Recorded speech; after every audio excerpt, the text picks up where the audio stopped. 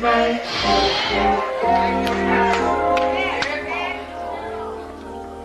when I look around, and I think things over, all of my good days outweigh my bad days. I don't compare. The clouds hang low.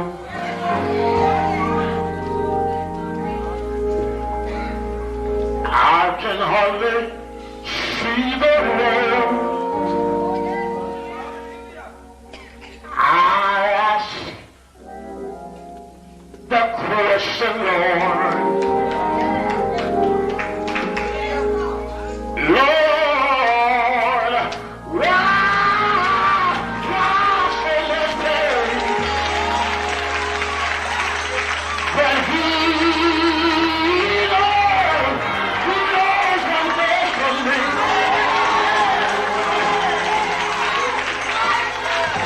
Although my weary eyes, they can't see, so I'll just say, thank you, Lord.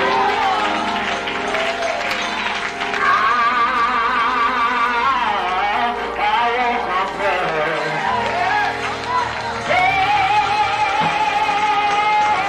But He is so good to me.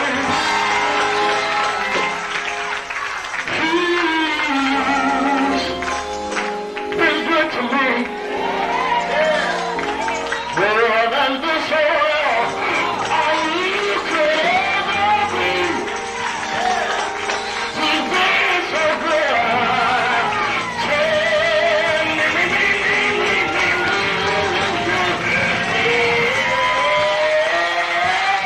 But He knows one thing from me.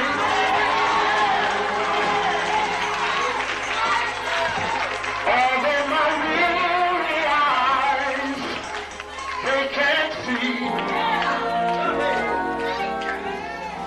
so I'll just say, thank you, Lord.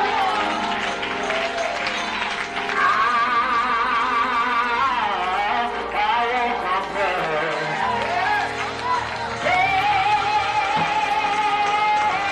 But He is so good to me.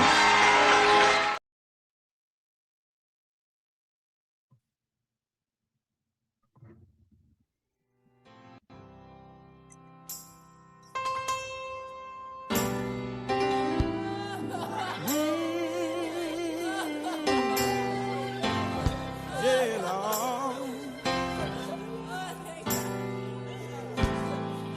Oh,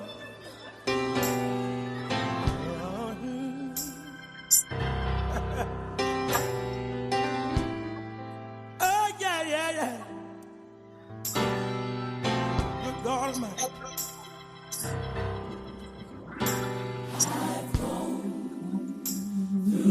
Through the fire, and I've been through the flood, been broken into pieces, see lightning flashing from above. But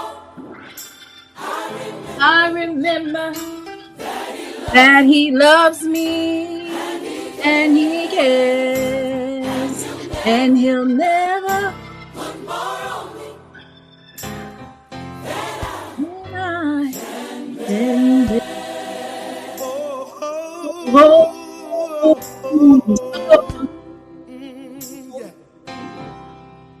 Oh, we Jesus. Ooh, we Jesus. Oh, Oh, yeah. Oh, I've gone through the fire.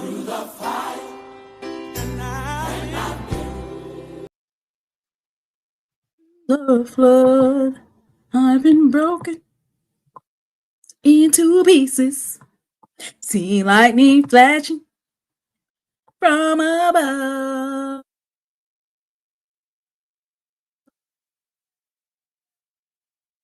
That he loves me and he cares, and he'll never put more on me than I can bear. Never, never. It's one thing I believe, I receive, I claim it. I love that song. It's my healing. It's my deliverance. Yeah. Good evening. Good evening. How y'all doing tonight? How y'all doing tonight? This is the closest to a blue motorcycle that I'm gonna get. It's Gatorade. That's my blue motorcycle. My walk me down for the night. Y'all come on in. Come on in. Come on in. Come on in. Come on in. Come on in. Come on in. Come on. Hey, Miss Reed. Come on in. Come on in. Come on in. Come on in. Come on in. We got some stuff we got to talk about, y'all. Come on in. Come on in.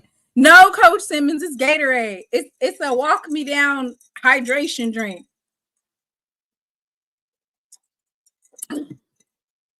Look at you. You done already started.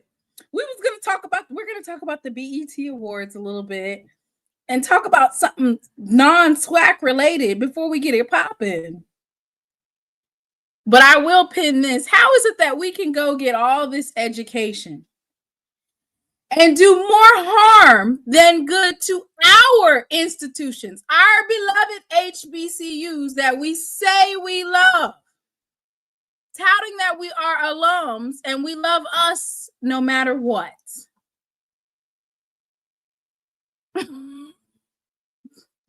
We raising money to put on Sister Suggs' books behind the wall. If Sister Suggs was smart, she would have swiped the money off of there and put it up for the rainy day fund. You can't be going to the casino and gambling all the way. You got to put some to the side. Got to put some to the side. Put some to the side. All right. So let me put this back up here so that I'm going to read it. Viewer discretion is advised. The following content is petty as F. Feelings will be hurt. Shade will be thrown. And yes, you will get in your feelings. This live is demonetized because, I'm going to be playing some songs, maybe a couple of movie clips.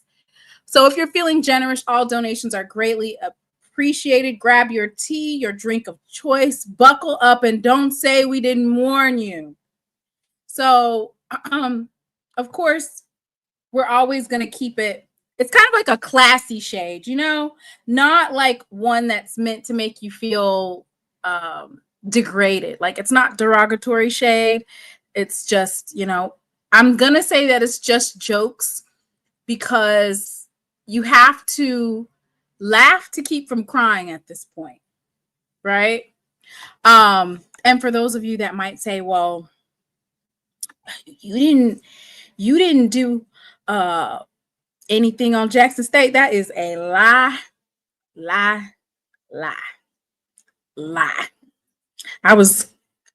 For those of us who know or knew about the possibility that the president might be stepping down, not necessarily knowing all of the details, but knowing that there was a possibility a month before he did, maybe even 6 weeks before, I was cracking jokes and throwing shade on every episode. And if you know, then you know. But if you don't know, you don't. Hey, Miss Whitley. Miss Whitley is back. So everybody say, hey, Miss Whitley. We're going to do a Mr. Ford. Welcome back, Miss Whitley. Thank you so much for coming back. These are questions that need answers. Okay, but we're going to have fun tonight. Yes, we're gonna have fun tonight. We're gonna have a good time tonight. It's all right. We're gonna have a good time tonight. It's all right. so, so the first topic of choice that we are going to be talking about is the BET Awards, because it was phenomenal. Now, they don't really have an answer for why it was on a Monday night. How many of you guys stayed up through the whole BET Awards? The whole entire show. You know, I'm on the East Coast, and it was late when it finished up. Folks got to work in the morning, got to get their kids ready for school. Yes, we talk about non-SWAC related events first. We always do that. I told Whitley take as much time as she needed while asking her what does she need to come back. No, Whitley, take as much time as you need. I hope you feel better.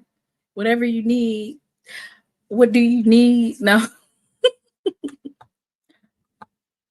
It was a really good BET award. I liked it. But I just have a couple of questions, okay? I really do. I really do. I'm not even gonna lie to you. So here's my first question.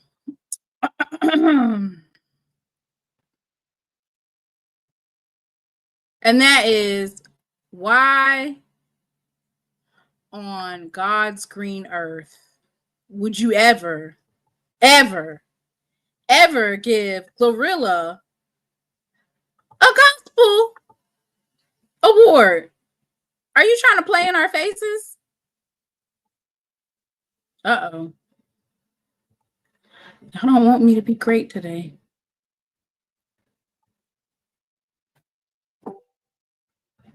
What happened?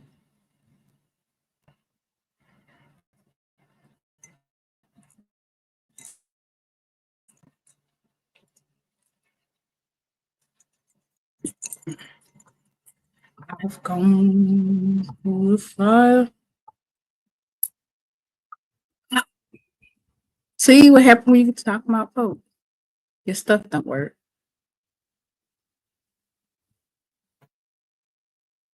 Google Chrome is not responding.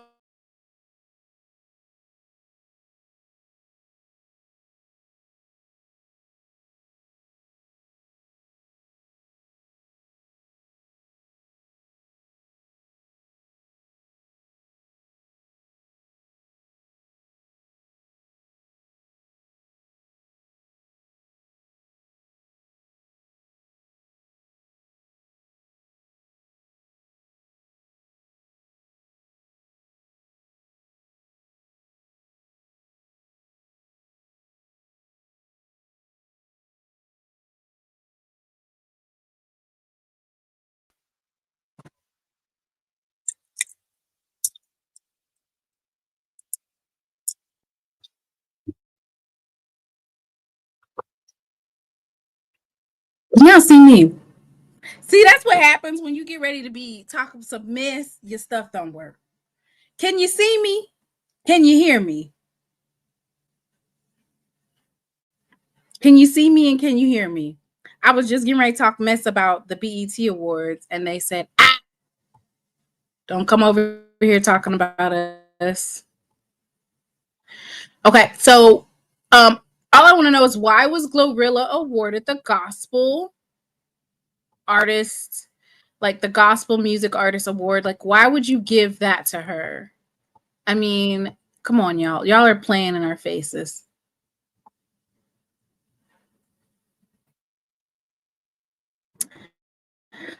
I was getting ready to upload it. But the gospel award should go to a gospel artist. And a gospel artist should be an artist that is surrendered to God, doing gospel music full time. Not, I'm from Memphis. What you know about me? And mind you, I'm not gonna say I have a problem with those songs. I like those songs. But there's a time and a place for everything. There's a time and a place for everything. And that was not the time or the place. It's getting real disrespectful out here. First, the queer gospel group was nominated. Now Glorilla winning a gospel award.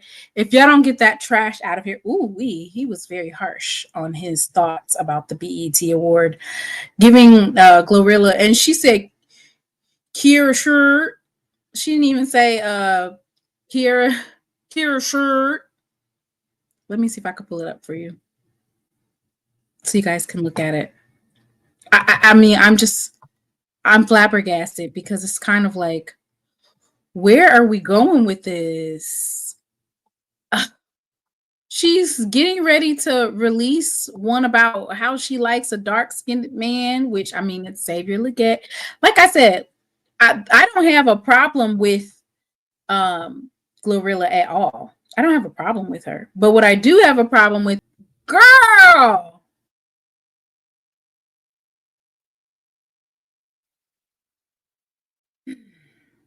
you know what? Start the Rapture. Start the Rapture. That's it. That's it. Start the Rapture. Now. Start it. Are y'all ready to go? Are y'all ready to go? Are y'all ready to go?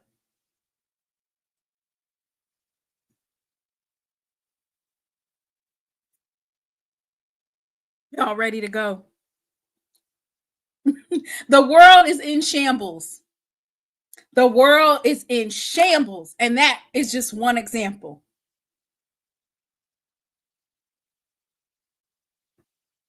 Oh, but let's see some of the highlights. I love Ashanti. I love Maya's performance. Right now I got grandbaby. You're gonna have to take them with you. Take them with you to the Rapture. Freddie said I stopped watching them award shows.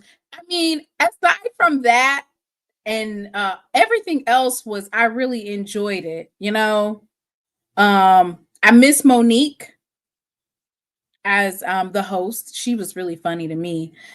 But you know, he points it out. The pastors were at the Diddy party. There's no, it's in the Bible that you cannot serve two masters. You either serve one or the other. Hey, Katie. Brax is with his daddy, but I'll make sure to tell him that you said hey. Will Wallace said it was long as the MJ funeral. How many people know how long the Aretha Franklin funeral was? I did not know it was that long. Someone said that they got up in the morning, they went to work, did an 8-hour shift, got off, and the funeral was still on with Queen Aretha with her legs crossed in her casket, and it was still going.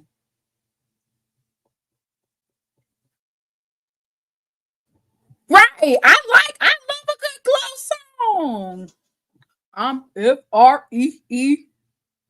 That means I don't got no in it. I love it. But there's a time and a place for everything. Kevin and Jamie was at those parties, allegedly. Miss Mac, I love that you're using allegedly. And there ain't no allegedly. There is a actual video of Kevin Hart, and he is live. And that's when Diddy said that he used to play fight underneath the covers with Usher. There was some nefarious stuff going on in the background. Aretha had a dress changed every day. I'm talking about different outfits. And the day of the funeral, it was like a whole shift. Yep, that's ain't no allegedly. Ain't no allegedly. All right. I wanted to play this song for y'all. Just the beginning part. Just the beginning part. Let me find something to cover it up with. There we go. That one's not big enough, really.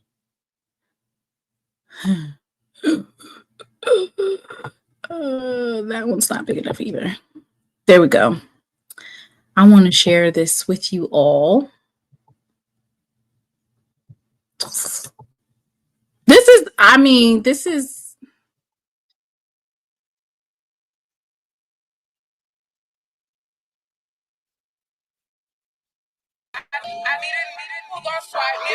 What a bag at, what a bag at, what a bag at, what a bag at, what a bag at, what a bag at, what a bag at, what.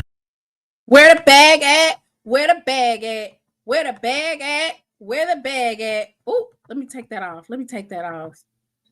Shoot, I'm getting in my city girl era. We be city girls tonight, okay? City girls tonight. That's swipe visas.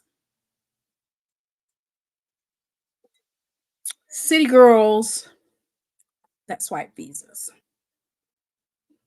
Not our visas, other people's visas. It don't matter if it's a business visa, whoever visa, we swiping them.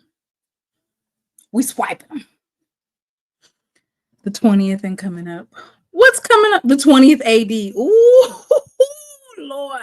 All right. Okay. Is there any more non-SWAC related news before we get in it?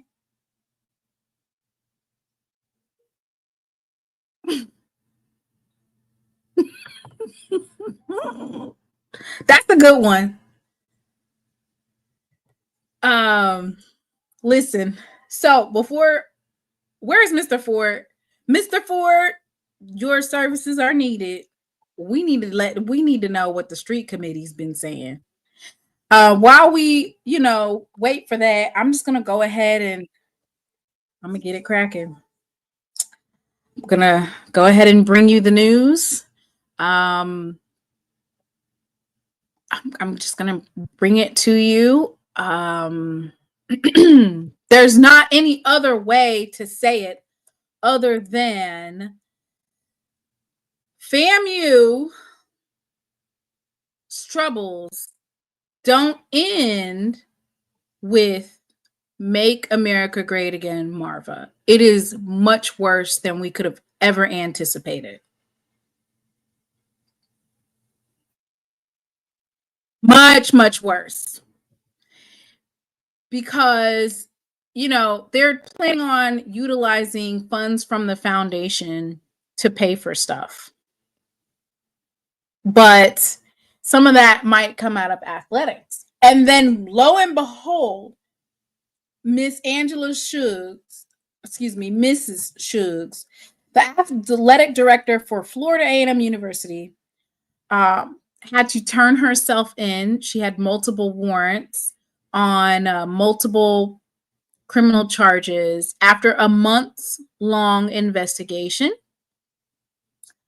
by the Florida Department of Law Enforcement. And I'm going to go ahead and play this clip for you all. That's where we'll start everything at. Okay? That's where we let it. We're going to watch that and then we're going to talk about it. Not the penny machine. Ain't no way. Listen. I'm losing $24,000 on a penny machine. Hey, I do not have a dog in the fight, but you see this. Look at this. This is a first place Hold'em tournament in 2013. First place. I love poker. I love it. I absolutely love it. I don't, partake in those types of activities and festivities like I used to because I have a child now. I got to take care of Braxton and, I can't be over here gambling. But baby, $24,000. All right. We're going to watch this news and then we're going to break it down. Thank you for joining us tonight. I'm Julie Montanaro. And I'm Jacob Murphy. Angela Suggs on the job as FAMU's athletic director for less than a year today, booking into the Leon County Jail, facing multiple charges. Our Allison Posey broke the news of her arrest this afternoon. She joins us live in studio now with what we know right now. Allison? Angela Suggs turned herself in at the Leon County Jail today. She has since bonded out, but she faces 6 counts stemming from a FDLE investigation. 2 of those counts are felonies, including fraud and grand theft. That investigation began in November of 2024 when Suggs served as the president and CEO of the Florida Sports Foundation. The investigation revealed that Suggs misused her company credit card to make wire transfers, cash withdrawals, and personal purchases at casinos during business trips totaling more than $24,000. Suggs was hired as athletic director back at FAMU in September, 2 months before that investigation began. In her 9 months as athletic director, she has hired one Rattler head coach, Charlie Ward, to lead the men's basketball team back in April. Now we reached out to Suggs' attorney, who told us he has no comment at this time. FAMU said is aware is unrelated to her duties as an employee at FAMU. They are monitoring the situation and will respond in the future as appropriate. Suggs. Did I say it right? Listen, y'all know I am terrible with name pronunciation. Suggs. Not.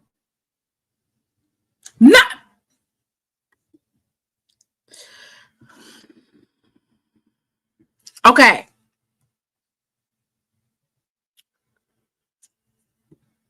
$24,000. $24,000.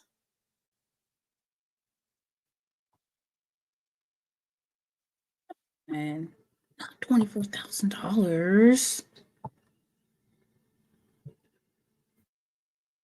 So the fact that they started investigating this after she got hired at FAMU makes me think that they were just waiting on a time to pull the trigger in terms of the arrest, because she could have just, it looks like that she could have just paid it off, maybe possibly paid it back and not received any type of problems. Here's what I think happened. Here's what I think. Have been a scheme that Todd set up for him to come to you with the bush. Have been a scheme that Todd set up for him to come to you with the bush. I mean, it could have been a scheme. I don't know. I feel like it was one of those situations where they knew what she did. And once she got hired at FAMU, they said, oh, okay, she got hired. Okay, we're going to put this in our back pocket and wait for the right time to press the button. This is what I'm saying. $24,000. You could have paid that shit back. You could have paid that back.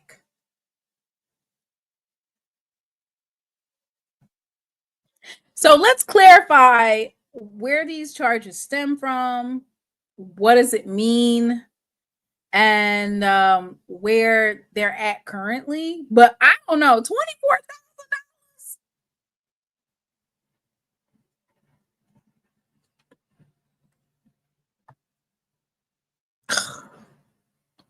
All right, here is the press release directly from the Florida Department of Law Enforcement.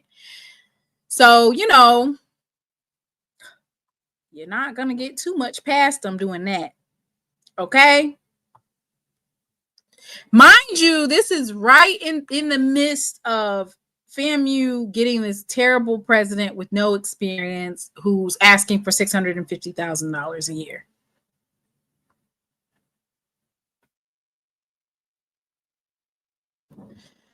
It says the Florida Department of Law Enforcement announces Mr. Suggs of Tallahassee, 1 felony count each of grand theft and scheme to defraud, 4 misdemeanors counts on false claims on travel vouchers. Let me get about 10 allegedlys in the chat. At the time that Suggs, well, basically what they're saying, as of yesterday, she was the vice president and director of athletics for Florida A&M University. She's the former president and CEO of the Florida Sports Foundation. This investigation began in November 2024 after the Florida Department of Law Enforcement received a criminal referral from the Florida Department of Commerce Inspector General with an audit of Suggs' business credit card purchases and corresponding travel reimbursements. The Florida Sports Foundation is a direct support organization operating under the Florida Department of Commerce. Good Lord, not the Florida Department of Commerce, Lord. The investigation revealed Suggs misused her Florida Sports Foundation issued credit card to make wire transfers, cash withdrawals, personal purchases at casino during business trips totaling more than $24,000. She then falsified travel vouchers, coding the unauthorized charges as meals. When asked about the unauthorized charges, Suggs claimed some were for business meals and others were accidentally charged the business card. She failed to fully repay.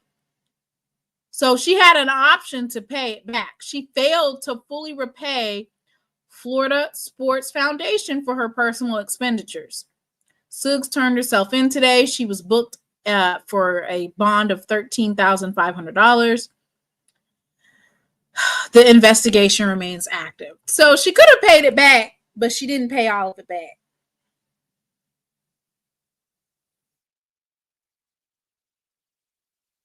She could have paid it back and maybe sidestep this drama if you would have just paid it back. And let's not act like you wasn't making money, because you were making money at FAMU.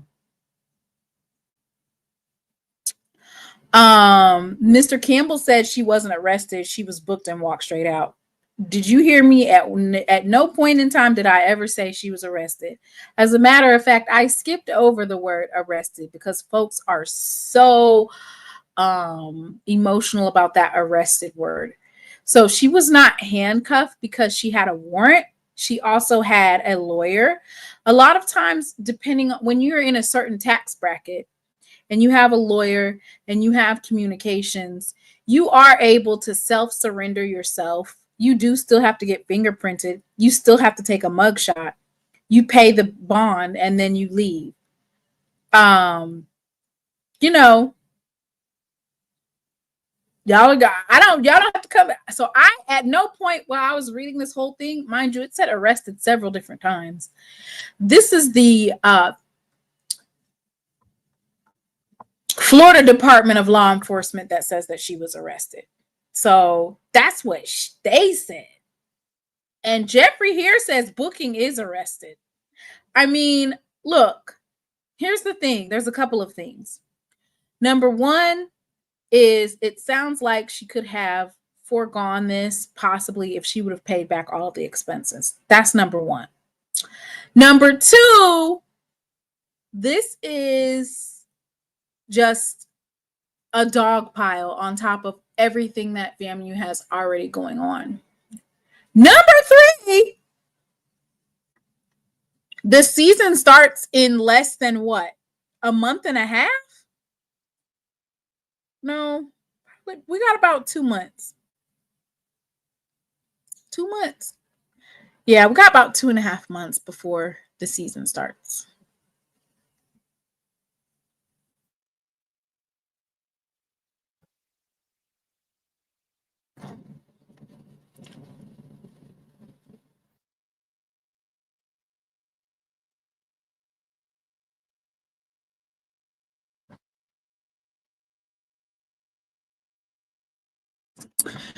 I guess in recent years, they've eliminated T&E as a category because what she did is quite common, at least at some corporations. So, first of all, she's Black.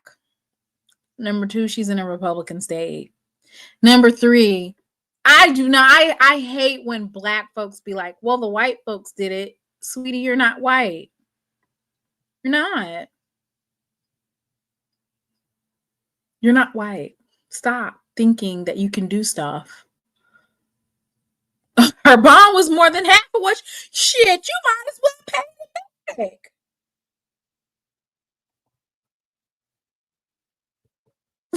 Jail is jail. Okay?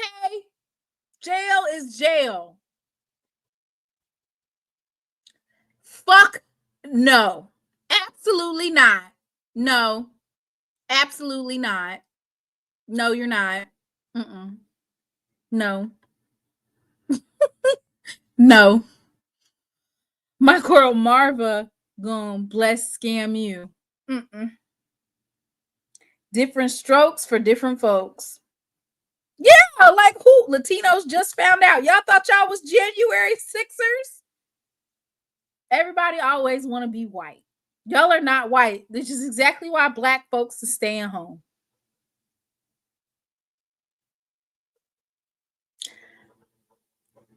You cannot do what white folks do. You cannot. Or if you are going to do what white folks do, you have to be more cognizant about what you're doing, and you have to do it in a certain way, right? So if you have a thing where you want to go to a casino, withdraw the money at one of those expensive hotels, withdraw the money from an ATM at the hotel. Don't go to the casino and do a wire transfer for $5,000. Come on. Take your money out at a bank or something, at a bank ATM.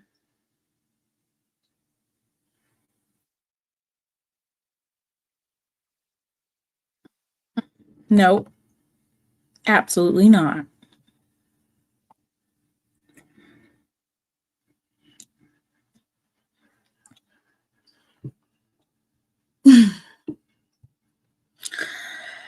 Oh, gosh.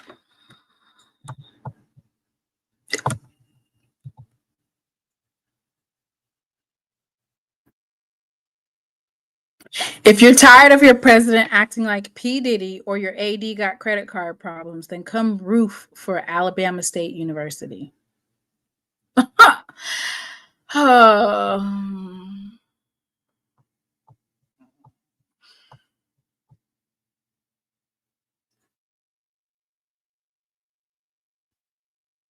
If you want to do white criminal activities, then you need to use the white criminal handbook.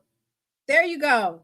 It's a way that you do everything. You guys are not the Chrisleys where you get locked up and then they go ahead and they give you a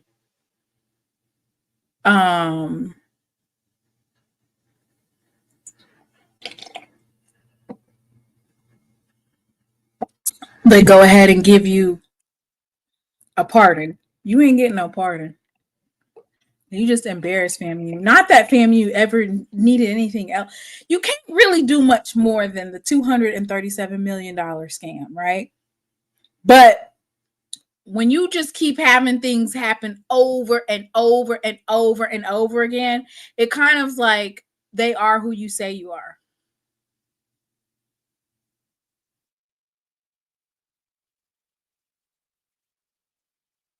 Casino is the devil. He made her do that. What? And there's some more news. We're not just going to stop there because they've released some more information. Listen. When I think of this, I think of how they did their previous AD, and I'm like, ooh, it's cringe. It's so cringy. Because you be like swearing up and down like that AD didn't know what she was doing and blah, blah, blah, blah, blah. And this is the AD that we need. And Lord, some of these folks from FAMU just need to be quiet in terms of gassing up their university. They do not need to be spokespeople they don't need to be speaking on behalf of or for the university at all, because every time they speak up, it just gets worse. Everything that they say, it's like the opposite is true. or the opposite comes true. So, I have another article, y'all.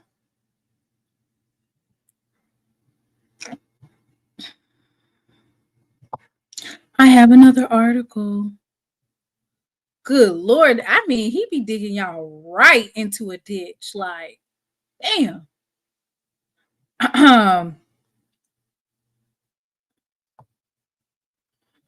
Goodness gracious. And you know that the Tallahassee Democrat is eating it up. They are eating it up. Y'all need Max and I need money. Especially for how he be acting and cutting up. So I'm glad we're all on the same page. Make a donation and you can come on my platform. You make donations on other people's channels and they don't even let you speak on their channel. Make a donation and you might be able to get up on the platform. That makes sense, don't it? Where else are you going to get on somebody's channel and cut up? Nowhere else. All right. What's the next step for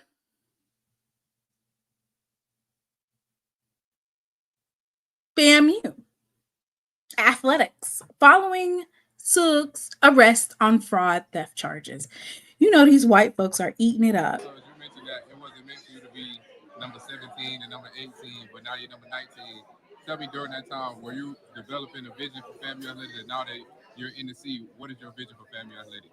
My vision for FAMU athletics is to win 14 championships, for us to create a stellar student athlete experience, but also to create an experience for our coaches and our that they are the ones that are going into homes and speaking with parents and telling families that we're going to take care of their young men and take care of them athletics, to have that experience of where they want to come back. And so, again, I am here to serve. I am here as a part of being with this team that together we're going to lock arms. I will listen, because for me to come in with a plan with the ever-changing landscape of Division I intercollegiate athletics and just intercollegiate athletics, we would have to then, there's no way that I can come into a plan without having spoken to our coaches, without having spoken.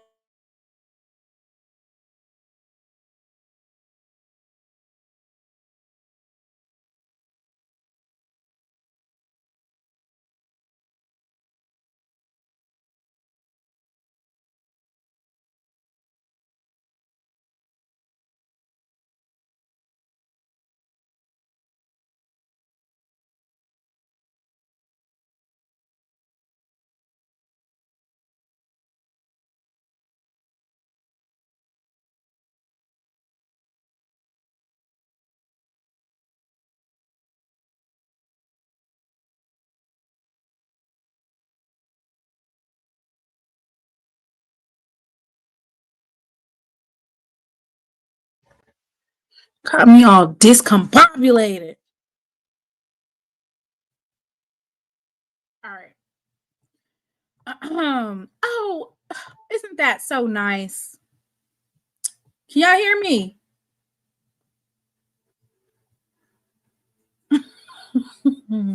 I'm still muted. Let me see. Hello. No, it says that it works. Okay, I'm back. All right. It looks like Max would like to support the channel. Isn't that so sweet of Max to support the channel before he acts a damn fool? Because you know he's going to cut up. That's how it should be.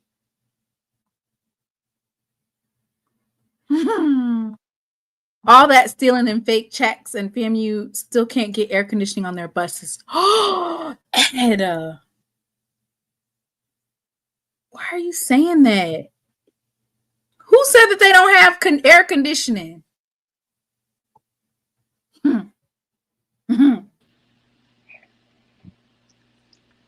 What's up, babe? Excuse me. My name is SheLovesThee. Hey, how you doing? I'm sorry, y'all. How y'all doing? I'm happy to be on my little sister's page. You know, me and her argue all the time. How many times I done sent you like? How many times I done sent you like $50? Once. I want everybody on this page to go back and go look over She's Twice. page.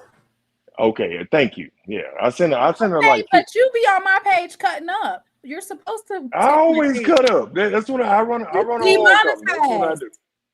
I gave you. Clown. You was mad about me giving Ken money. I give you way more money. I wasn't mad about you giving Ken money. I'm mad because you be over here clowning, and I told you my stuff be demonetized. Yeah, we talked about it. Yeah, you did. Yeah, we did. Yeah, we talked about it. Yeah. I'm sorry, y'all, for demonetized, but Ken, everybody let me say what I got to say. But I like the channel. It didn't never come on. Can you let me finish my thing? Look, I talk crazy because I run a business. I run an oil company. So I have to be real respectful when I talk on their channels because that's what y'all do for a living. That's not what I do for a living. I just give y'all $50 and just say, what the hell with it. Now, how you doing? You run an oil company. Do you got business credit cards? Yeah, I run the largest oil company in the Southeast. Okay, we don't want to talk about the oil, but about the credit cards. You got a business credit card, right? Which credit card you need? The black one. I ain't got no black one. I got some gold ones. You got gold ones? Yeah. So do you utilize your credit cards for non-business related things? No, I keep it separate. You have to keep it separate because your tax is gonna bust your ass on that one. So what if you go to the casino and you take off $10,000? What will happen? I don't gamble, so I don't know what would happen if you do that. I feel like if you got your money, why would you gamble? If you got $3, why not gamble trying to win $4 when I already got $3?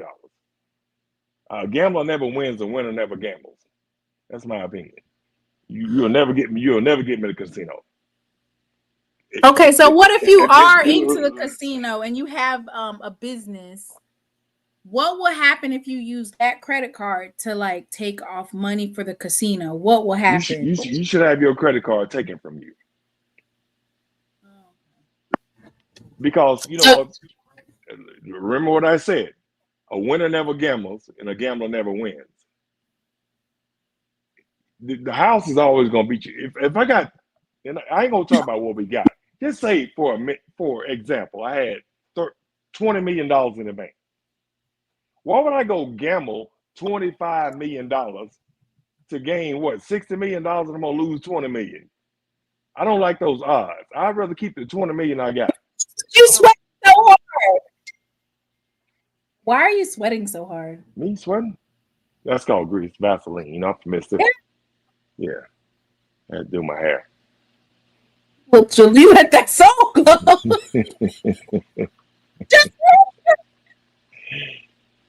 Feeling oh so silky smooth. Just let it shine through. No, I just have good hair, baby. That's all it is. It's salute. What you drinking? What you drinking? A blue motorcycle. It's a blue motherfucker. Yeah. See? Already. It look like you're drinking a blue Gatorade and vodka. You just couldn't.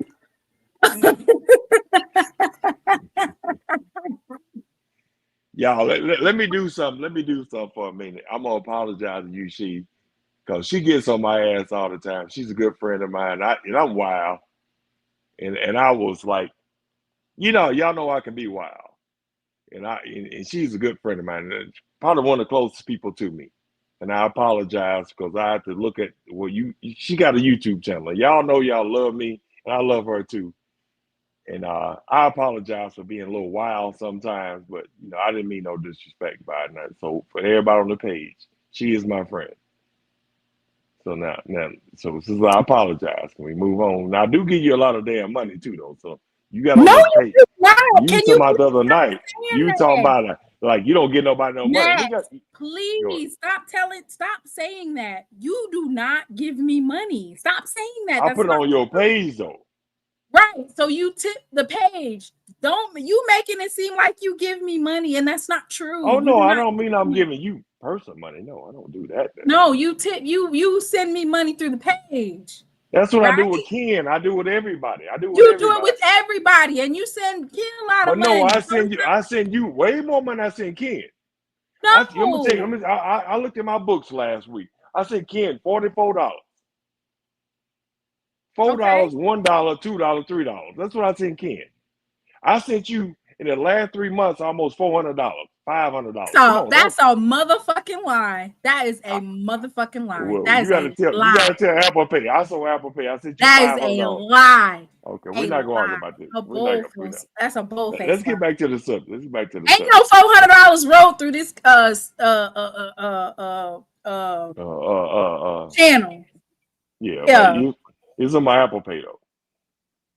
You've never seen me through Apple Pay. I guess y'all think I wake up in the morning trying to give people money. I don't have to do this. This is money out of my pocket. Just give people. If you want to get on my channel, you do.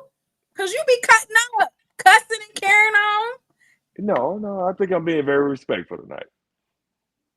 Because I'm going to change. They said, Max, do you gamble with life? No, I don't gamble at all. Because a winner never gambles. My oil business is a gamble. That's the business I made in my life. I made the best gambler in the world. Hey, I opened an oil company. I don't have to gamble. Looked when you had COVID. It's sweating. So what now? Your head is sweating like when you had COVID. You need to wipe it. I'm not sweating, baby. I know. Go get a thing and wipe it. It's shine. You got a napkin. It's called Vaseline, baby. That's what black folks use. Yeah, but go ahead. Let's talk about that. That's good with you. That's good with you. Let's get on another subject. Cause you got me on the channel. What do you think about FAMU? What do you think about FAMU and their AD? Well, the thing about it, I think they deserve everything they get. I want them all to fail. That's Florida. You got me stuttering. What would you think FAMU would want for us right now? But they got that association, but I don't know. I don't know about FAMU. I think they got a shitty ass president. I know that for she's a Republican and she's a piece of shit. That's my opinion. And FAMU already knows that. We might get the same. We might get the same deal. We get the same deal our own self. Let's not talk about FAMU too hard because we ain't been getting the best presidents either. No, our last president, he was fine. He was doing good. He got us some money. He just had some personal issues that, he let interfere with his job, but he was a really good president. He was a really good president. He got us $23 million of appropriations, which we haven't gotten that amount from the Mississippi legislature for a long time. He supported athletics and he supported the band. Very student oriented.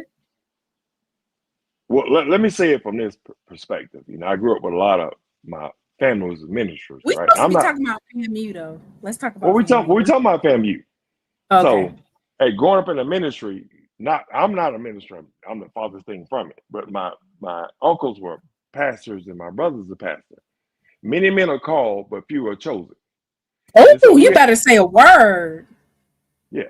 So a lot of people want to get called for something they're not chose for. Mm-hmm. I know who I'm Maximilian. I'm an oil guy. I'm not a minister. To lead a campus, to lead children. The most vulnerable people in our lives. I'm sending my niece to college right now. So we need professors that he was not probably cut out for that. So when you can't control your own sexuality, you should not lead a college. I'm not talking about that at all. We're not talking about that. Let's talk about FAMU. FAMU don't got nothing to do with sexuality. I'm not talking about sexuality. I mean controlling your desires. But FAMU is a whole mess. Yeah, I want to know about FAMU. I don't want to talk about you. I don't know much about FAMU. I don't like FAMU. FAMU is garbage to me. The whole college is a garbage college to me. Wait. They're in the SWAC and they're in HBC. No, they should go back to the MEAC. I keep telling you that. Okay.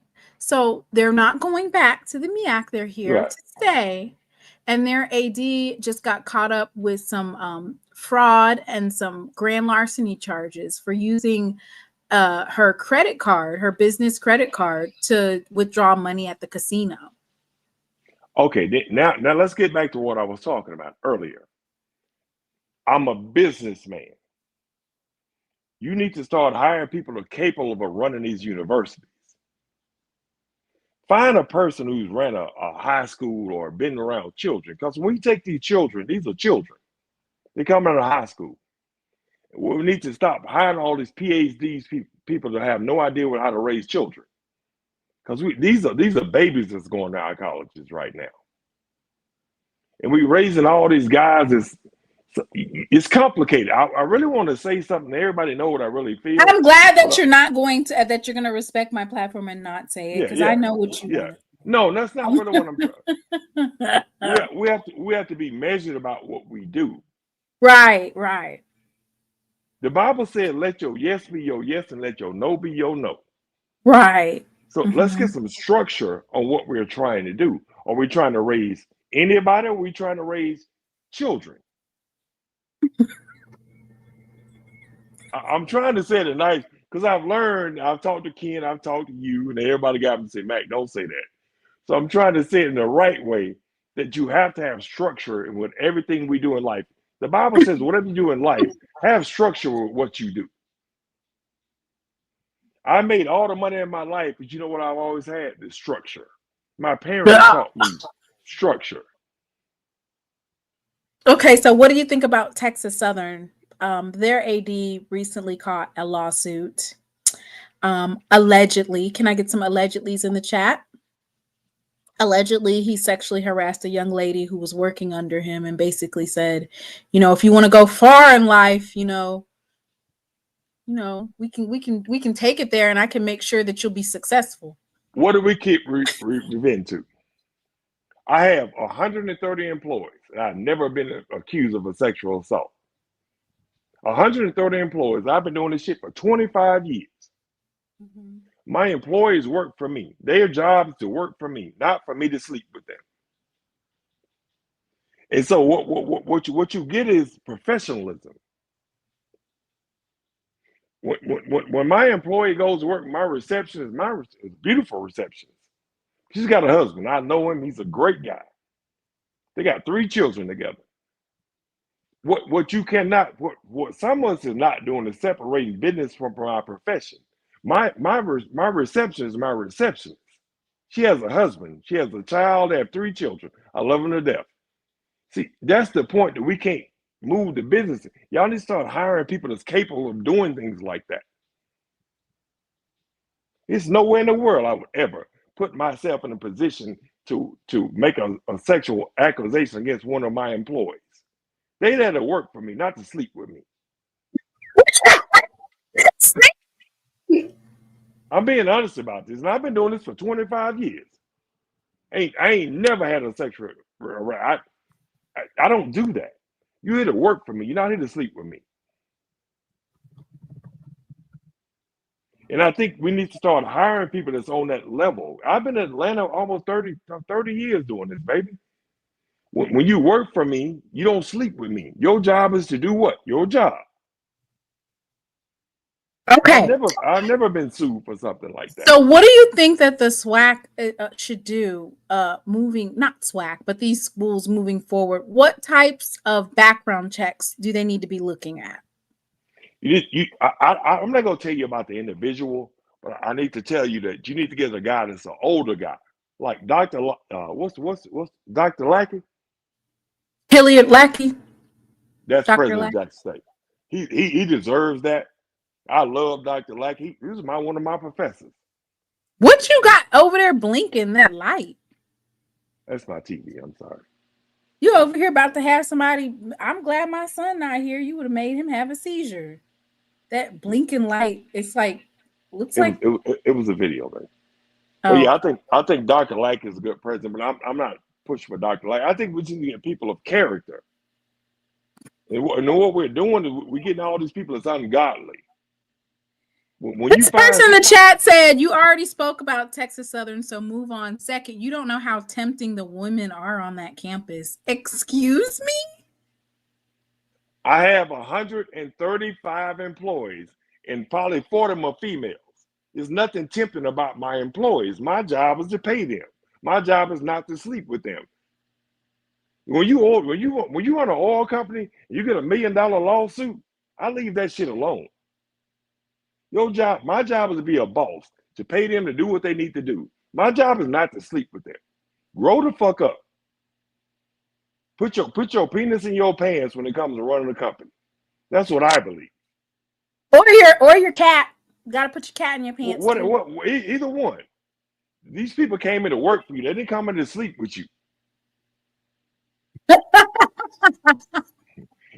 I don't know what people get up. Don't get up. Somebody says they out here selling it. They out here selling it. Well, but as a CEO, you ain't got to be buying it. Shit. You know how many employees come in my office that probably flirt with me? Like you get a damn lawsuit on it. My job is to pay you to do what you do and let you out of your office and get on and off. I've never had a female in my office without somebody else in my office. Nobody comes in my office like that, except for my daughter, and she's my vice president. Other than that, that's the only female that comes in my office unattended. Before assuming any leadership role at our esteemed historically Black colleges and universities, it is essential to ensure that both your internal and external affairs are in order. I think that's what I'm saying to whoever said, who posted that? Simply Beautiful. So my point, that's what I was trying to say. Get your life in order before you go lead these children. That's a hell of a thing to say when I'm leading a university. When you send your baby to this school, the last thing you need to be worried about me looking at her. I'm sending my niece there now. Be a grown ass man and be about your business, bruh. I'm Maximilian, but I ain't Max the Creek. And these men got a lot of things they got to deal with. If you Get can't your house in order. Now, they want me on the channel. You should be asking these questions. Today, for Jesus is coming. Get your house in order. You know that song? Yeah, I know. You know that song? Yeah. Get the house in order, like you said. Everything needs to be in decent order. Well, I feel like before you come against a congregation, you should have your life in order, right? Before you get a university, you should have your life in order against children. These are children. I want to tell you about Hampton. No, let me finish what I'm saying. I'm so compassionate about that. You talking about 18 and 17-year-old children. Brother, if you ain't got your life in order that you got to fool with a student, you shouldn't be a president of a university. I think you're a beautiful woman. I'm a grown man. I have no interest in no 18-year-old woman, 19-year-old woman. I'm a grown man. I'm 54. What am I gonna do to give you a hamburger? Who getting a hamburger? A man should be developed enough to say that I like a woman. I don't like children. Oh, they said that she was not a student, but a 30-year-old woman. But I think for that, it's just that he was over her. And so you have that type of work relationship where you have someone who is in a position over you. And so you have to keep that separate. I have 140 employees.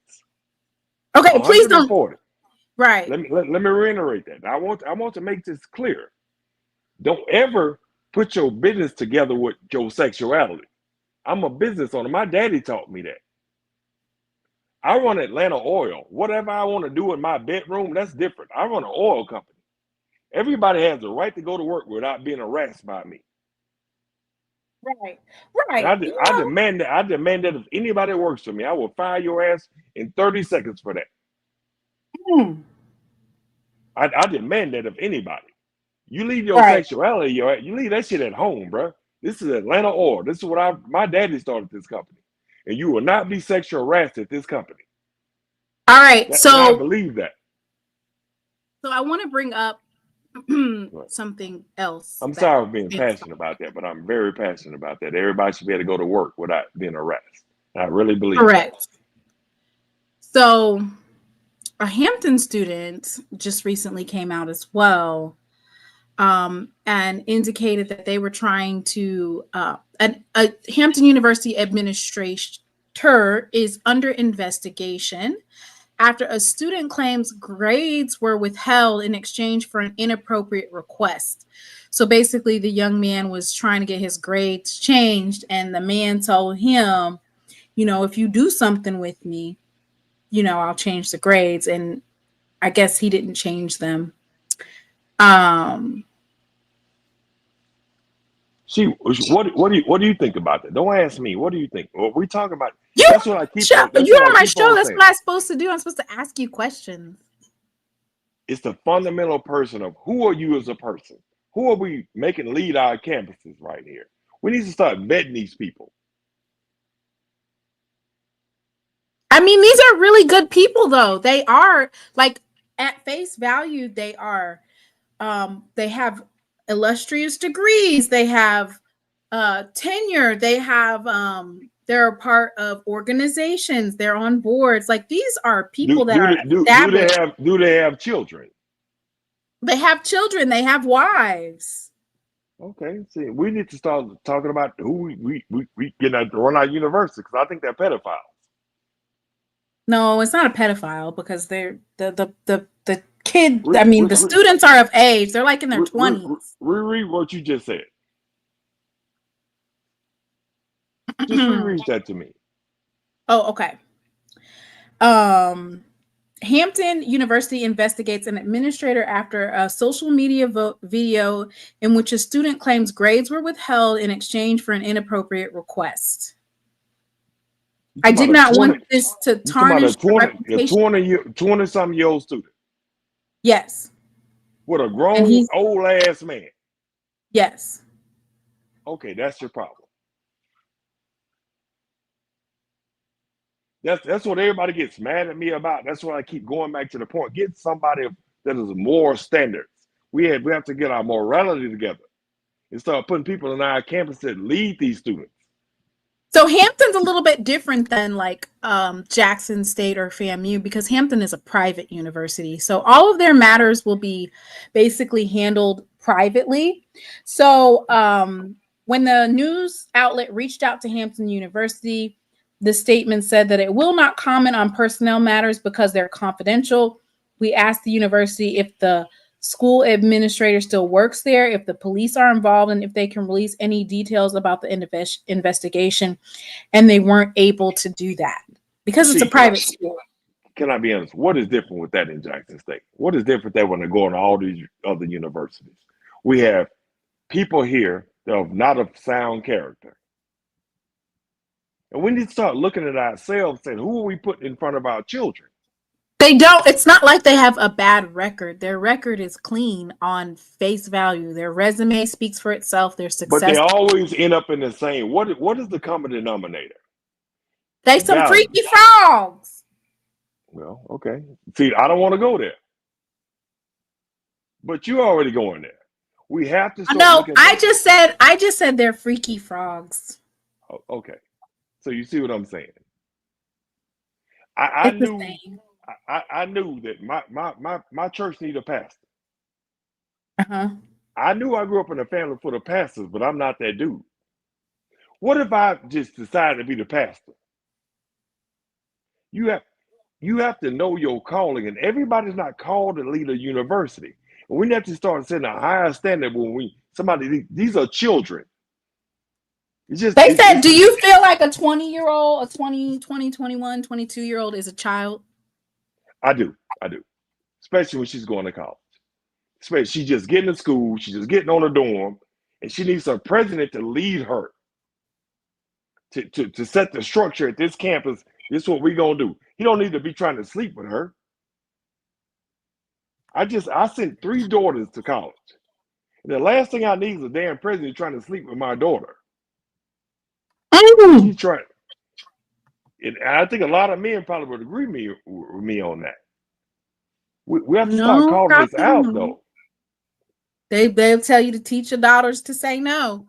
No. So I don't have. I teach my daughter to say no, but I teach the president has to not be trying to push her into things too. He should be there to teach her to learn. So I'm compassionate about that. If you're a president, your job is to teach these students not to sleep with these students. all right. And that's a problem. So here's an update because Simply Beautiful says that should Suggs retain her position at Florida A&M, it would reflect poorly on the institution and potentially lead to a lasting negative reputation associated with the university.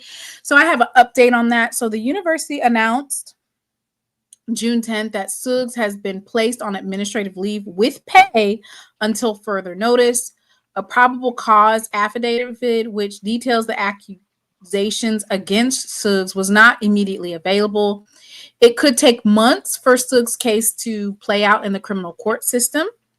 In a public statement posted on her Facebook page this evening, she finally commented on the case against her, making clear the charges recently brought against me are in connection with my previous place of employment.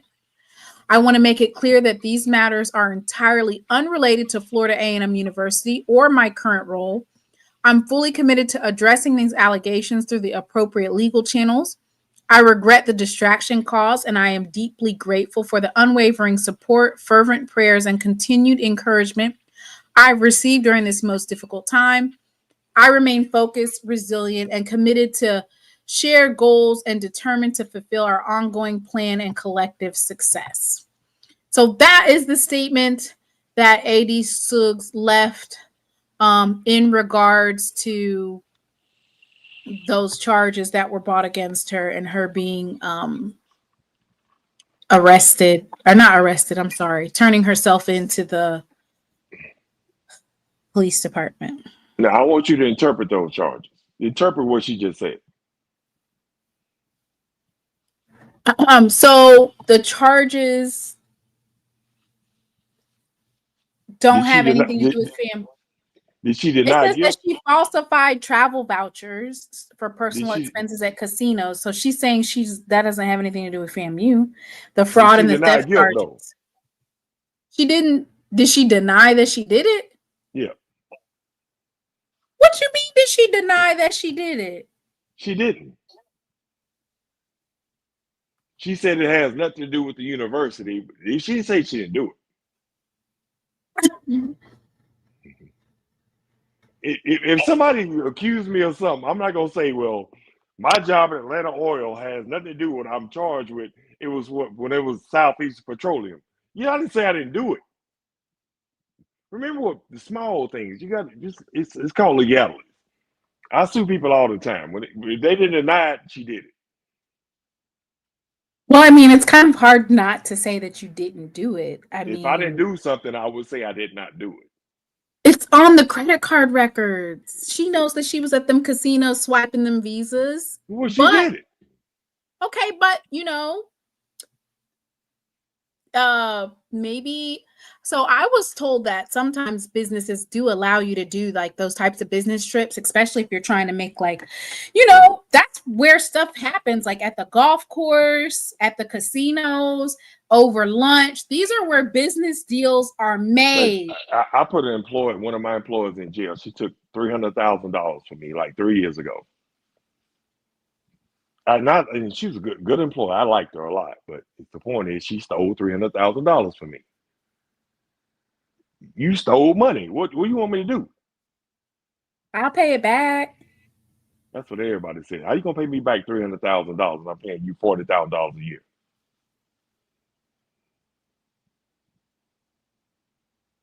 The casinos get people caught up because. And I'm gonna be honest with you. Whenever you withdraw, let me be honest with you. Whenever you withdraw money at a casino, it says. Can I say this? I did not send her to prison. She paid me my money back. It took her a long time because I didn't want to do it. She had 2 children, but she stole $300,000 from me with a Visa card. Yeah, American Express. I don't use Visa. But no, I trusted her. It was my fault. She did pay me back. It took her 5 years because she could have went to jail for 20 years. I'm not going to send no sister to jail for nothing like that, but I wanted my money. It's illegal for government employees to use credit cards for gambling. Yes, if anybody, baby, you can't use no credit card for gambling. I can't use my credit card for gambling. It put me in jail for my own credit card. Yeah, that's it. When you do that, it's called money laundering. If I use my business card to go gamble with, and I try to follow my tax, it's called tax fraud. You go to jail for that. If I go gamble with my credit card and I say I lost $300,000 and I try to write off my credit card bill, that's called tax fraud. I'm just a business guy telling you how it works. Oh, that's fraud. Yes, yeah. Anything that if it's not a business acquisition, it's fraud. Gambling is not. Like with Diddy, huh? Diddy was using them credit cards to buy baby oil and book trips for them I folks. have no comment on Diddy. I don't know Diddy personally, so I'm not gonna comment on that. You ain't go to no Diddy parties. They had some. Atlanta Oil ain't never been at a Diddy party. I'm from BMF, bro. So we BMF never. definitely No. We was at security. He paid us for security, bro. I'm serious. We didn't go to Diddy parties. and I'm saying it because most people in Atlanta know you was at the Diddy parties. No, Go I ahead, don't go to Diddy tell party. me. I'm not gonna say I wouldn't have went to a Diddy party, but no. But you ain't gonna be now. I'm gonna do what they doing. Huh? I never went. I know Diddy. I went to Justin's, but I never went to a party with him though. I didn't know he's that type dude. I really don't hope Diddy ain't that type person. Because I got a lot of people saying he's really not that dude. I think a lot of people that dealt with Diddy knew what they was getting into. You ain't never been to a Diddy party and you live in Atlanta? Come on, man. I do. I ain't never and been you're no a gay. millionaire. I ain't never been no gay party. I'm from Mississippi first. I'm from They're Carson, not gay. Diddy doesn't have any First gay thing. I'm from Carson, Mississippi.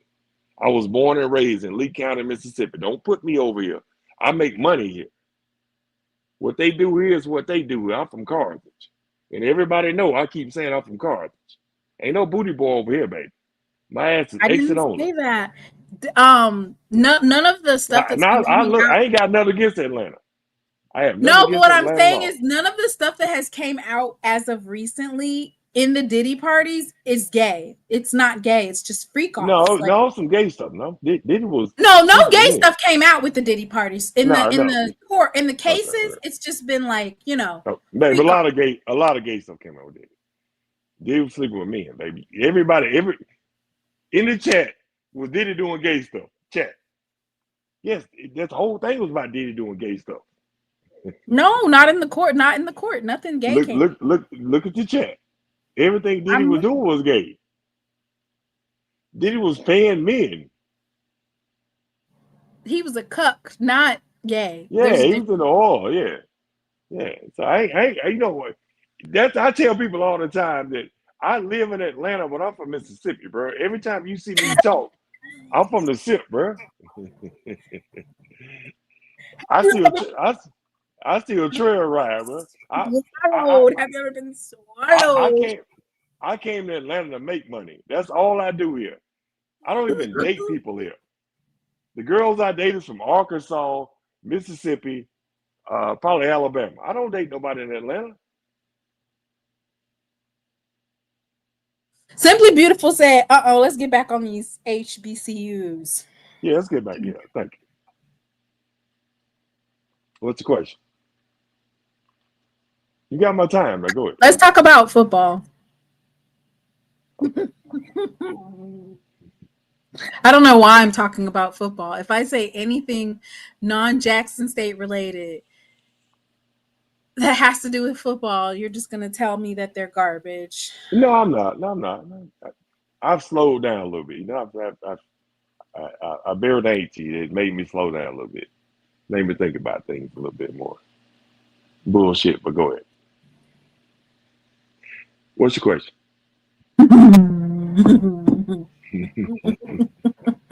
All right, let's get to this upcoming football season. Mm-hmm. Did you know that FAMU and Valley are going to be in Atlanta? Did you know that they're playing in Atlanta? Are you going to go to that game? I did. Hell no. October 4th. You're going to support Mississippi, right? Who? Valley. You need to be representing for Valley for the SIP. If it ain't J-State, bro, I ain't going. Ain't nobody finna go see FAMU and Valley play. Ain't nobody finna go see that game. I'm being honest with you. Ain't nobody I know from Jackson State finna put on their damn shoes and go down and see that game. First thing, we don't like FAMU, and Valley ain't shit. So we ain't gonna see FAMU beat up on Valley. Valley is going to whoop up on FAMU again, and you need to see it live. Nah, I don't want to see it. I'm done with them. No, when FAMU see us, they're gonna see J-State. It'll be in Mississippi. Are you going? No. It's a lot of people in Atlanta from Mississippi, baby. It's a lot of people from Atlanta. Millions of people from Mississippi. I ain't gonna say millions, but thousands, hundreds of thousands. We have to go see goddamn Valley play FAMU. No, I'm not gonna spend no $40 for that. For what? To support Mississippi.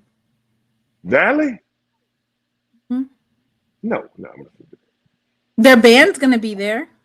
What if they lose? Then they gonna associate Jackson State with that bullshit. Jackson State. That's what they wanted. You know how FAMU is. They like, you know how FAM is.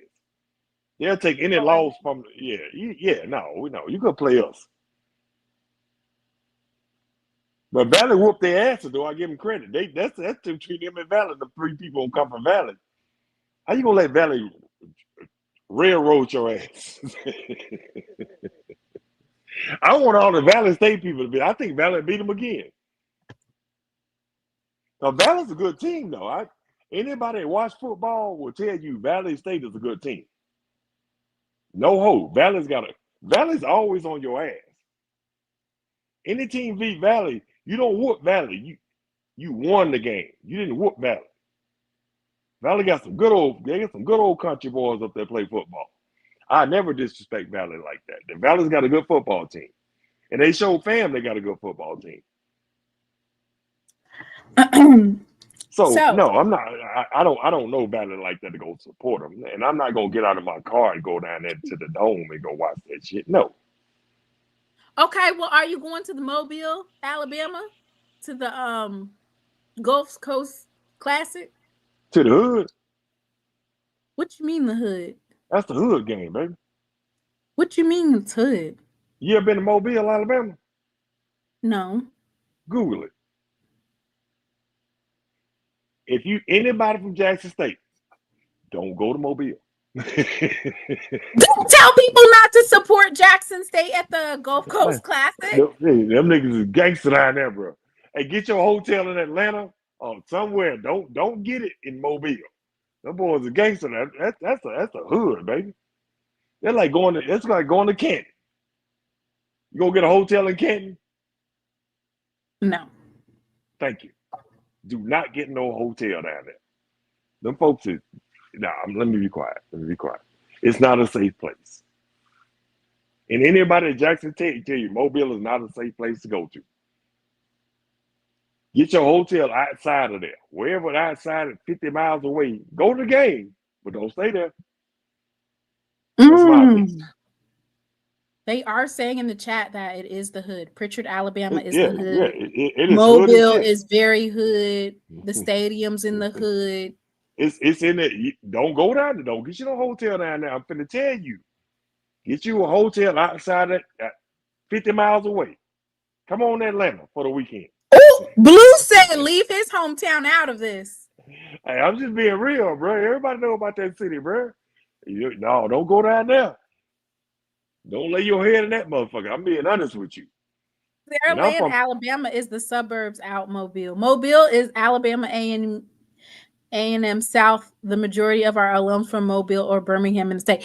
Jay White, I know the majority of your folks don't live in an unsafe city. I'm telling you what I know. You go down there, they going like the West Jackson, bro. On steroids. Okay, what part of West Jackson? What streets? No, we ain't gonna talk about Jackson State. Just think about the worst part of Jackson you know about. I don't really know about the worst parts. I would The just metro, say the metro center area, nigga. Just anywhere in that area. go to the metro all the time and be lollygagging around by myself. But yeah, you can like gag on Bankhead unless you know you're on Bankhead. On Lynch Street, I used to go to the Valley Street Fish House, Boston Fish Supreme, the liquor store right there on the corner, the wing stop right there. Then there's a shoe place. That whole area is hood as shit. Be careful down there. I tell anybody. I used to be going and everybody in this chat gonna tell you I'm telling you the truth. That's a very, very dangerous area. Don't go down there. Go see the game, but get up out of there. Don't get no hotel room there. Get the hell away from there. That's my opinion. Oh, I was just. I'm not telling you something. I'm making up. You were people in the super chat, card, right? my super card. That's what I was swiping. My super card. But you were people in the chat. You were people in the chat saying, right? I'm not gonna tell y'all no lie. So this is the type of swiping visa that I was doing was, Jackson State would give you your refund. It would take about 2 months, 2 or 3 months to get your refund. They'll just hold on to it for a while to make sure that you're actually in school. I used to go in that financial office, show my ass. I got my check. I said, ma'am, yeah, I'm like, dude, I'm gonna get evicted. I need my money. So I used to have I used to get my super card. I would load it up. And you show your ass at Jackson State, they give you a check though. But you gotta show your ass though. Swipe it $600 to $700 at a time. I had a little plug. Yeah, I had a little plug. Yeah. Theta said he used to walk across the plaza and buy weed on Dalton. Lord. I'm telling you, bro. I'm telling you what I know. And anybody been down there, I'm telling you, we telling the truth. That ain't no place you want to go to, bro. Well, Jackson State is going to be, I'm thinking that they'll behave. Jackson State versus Alabama A&M. It's about where you get your hotel room at. Well, I don't think people are staying. I don't think people, that's a turnaround trip, isn't it? Isn't it? I think that's a turnaround trip. Well, you turn around in any town outside that town, you stay there. Do not stay in that city. That's a dangerous city. I don't give a damn if you drive a mile down the road. Just stop there. The Motel 6 in Hillbilly, Alabama. Stop there. That's not all right. Yeah. So, Max, do you want to say anything else? Or is there anything else you need to get off your chest? No, I'm good. You want to ask me something else? Everybody, they want to see me. I'm the people. Who said that they wanted to see you? I'm the people champ. I'm the people champ. Okay, what? Y'all got a question for Max before he get up off of here. You got anything to ask him? Please don't have Mississippi plates down there.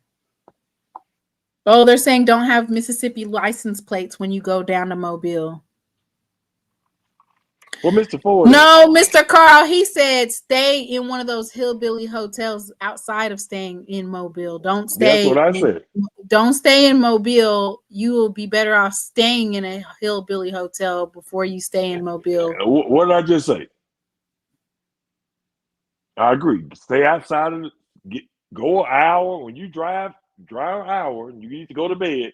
Get a Motel 6 and go to bed. But I mean, if you from Jackson or you know about Jackson, you know where to be and where not to be. If you're in Mobile, you ain't never been there before, you don't know. Baby, I'm from Jackson. I stay in Flowood. We stay in Hattiesburg. Hey, even I don't stay in a hotel in Jackson.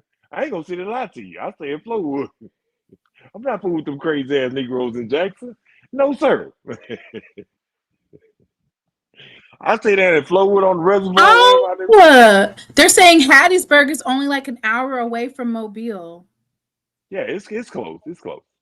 No, it says get you a hotel in downtown Mobile. You'll be fine. Don't stay in no Motel 6 here. I promise that's not the move. Don't stay in a Motel 6. Don't Just stay stay your in. ass in Saraland when going to Mobile. Don't stay in Mobile. Period. Esquire. Do not stay in Mobile. Get your ass in your car and leave Mobile. That's the safest thing I can tell you, bro. Even that shit is like a goddamn third world country, bro. Even the police scared to patrol them areas. 1.5 from Mobile to Hattiesburg. So let's talk about the immigrants. What you think about that? Immigrants? Yeah, we talking about it. We got people fighting in the streets. I think that you guys, that if you need to stay at home, don't go out there protesting. I agree. What do you think about the Mexicans? Should they be sent home or should they be able to stay here? Just because they're Latino doesn't mean they're illegal. I would actually I'm just asking a question. I don't have an opinion. I would venture to say that the people that are actually protesting, they're either paid protesters or they're American citizens. You think Donald Trump is wrong? Do I think he's wrong? Well, he is violating the Constitution. I don't like Donald Trump, to be honest. But I'm gonna be honest. There's one thing I do agree on him on, and the motherfucker need to go home. They're not even illegal, though. The people that are protesting are American citizens. Do you really think illegal immigrants would be dumb enough to go to a place where there are ICE agents? Like, those people that are protesting are American citizens. They're paid protesters. Let me tell you my opinion on them. These people, when we tried to work with them, when we said black and people of color, or me no black, they say that in a minute. So now you in a position that your ass getting deported. Only the ones that do not have citizenship, but those aren't the ones that are protesting. The ones that are protesting are paid protesters. This is my opinion. Black folks, sit your ass down. I wish you would go out there helping them people. Because these same Latinos you seeing right now say me no black. When we were doing with George Ford and all this, the people weren't there for us. You've never seen a Latino ever protest with anything we've ever done. Sit your black ass down. Let them people deal with what they got to deal with. They voted for Donald Trump. Not them, but their people did. This is the time for black folks to sit down for a minute. We're not going to get on these streets and fight for these folks. Let them folks deal with what they got to deal with. Now we're talking about something we want to talk about, right? Yeah, so I would say that this is a violation of the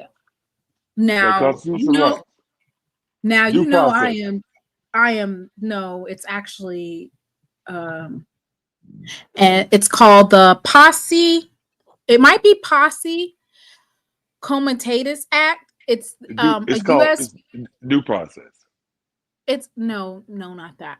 It's a U.S. federal law that generally prohibits the use of the Army, Air Force, Navy, Marine Corps, and Space Force for domestic law enforcement purposes unless it's explicitly authorized by the Constitution or an act of Congress. It was enacted in 1878 to prevent the military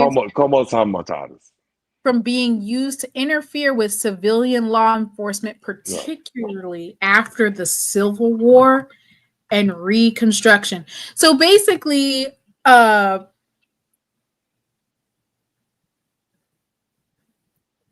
President Donald Trump using the Marines instead of using the National Guard can come in or whatever, but using the Marines to quell this particular protest, which is contrived. To me, it's contrived. They're trying to bring in martial law, of course, but that's a violation of the Constitution. So you have no argument with me, but I'm gonna tell you something about Donald Trump. They trying to keep baiting us into this shit. Always trying to get African Americans. So we're gonna annihilate the African American Historical University, the Black Historical University and fired the black woman who's over the library. They keep trying to, no, bro, we're not going to do this because we already know who we are. Donald Trump got 3 years in office. Do not let that man bait you into some bullshit. Have You this can't. whole, he'll have the Th- th- whole, That's what everything will be like COVID. he just wants us to get into it. And I'm telling you, his daddy was an old racist ass motherfucker. And I'm gonna be I don't think Donald Trump is racist. I think he's an idiot. But even an idiot is dangerous too, though. He's not a racist, but the people around him are racist. Right. So, but what we're not gonna do is let nobody bait us into something. What can you do to us as African Americans? Black Americans. I'm an African American. I'm African. You said you was Indian, then Well, I'm African. I'm an African American. My dad is an African American. I'm a black man, so I get to choose who I am. So never let nobody. You identify as African American and Choctaw. Yes, of course I do. I generally wipe your forehead again. You're sweating. It's not about. I'm not even sweating, man. What are you talking about? It looks like sweat. Wait, you need to listen and stop looking. Okay, I'll stop looking. Turn your camera on. I'll stop looking. No, but let me get back to my point though. You know, yes, I'm Native American, but I always identify my grandmother and my mama is Native American. My dad is African American. I identify myself as who my father is. I'm a Negro. I'm a black man. When the police put me on the side of the road, they don't see no Native American. They see a Negro.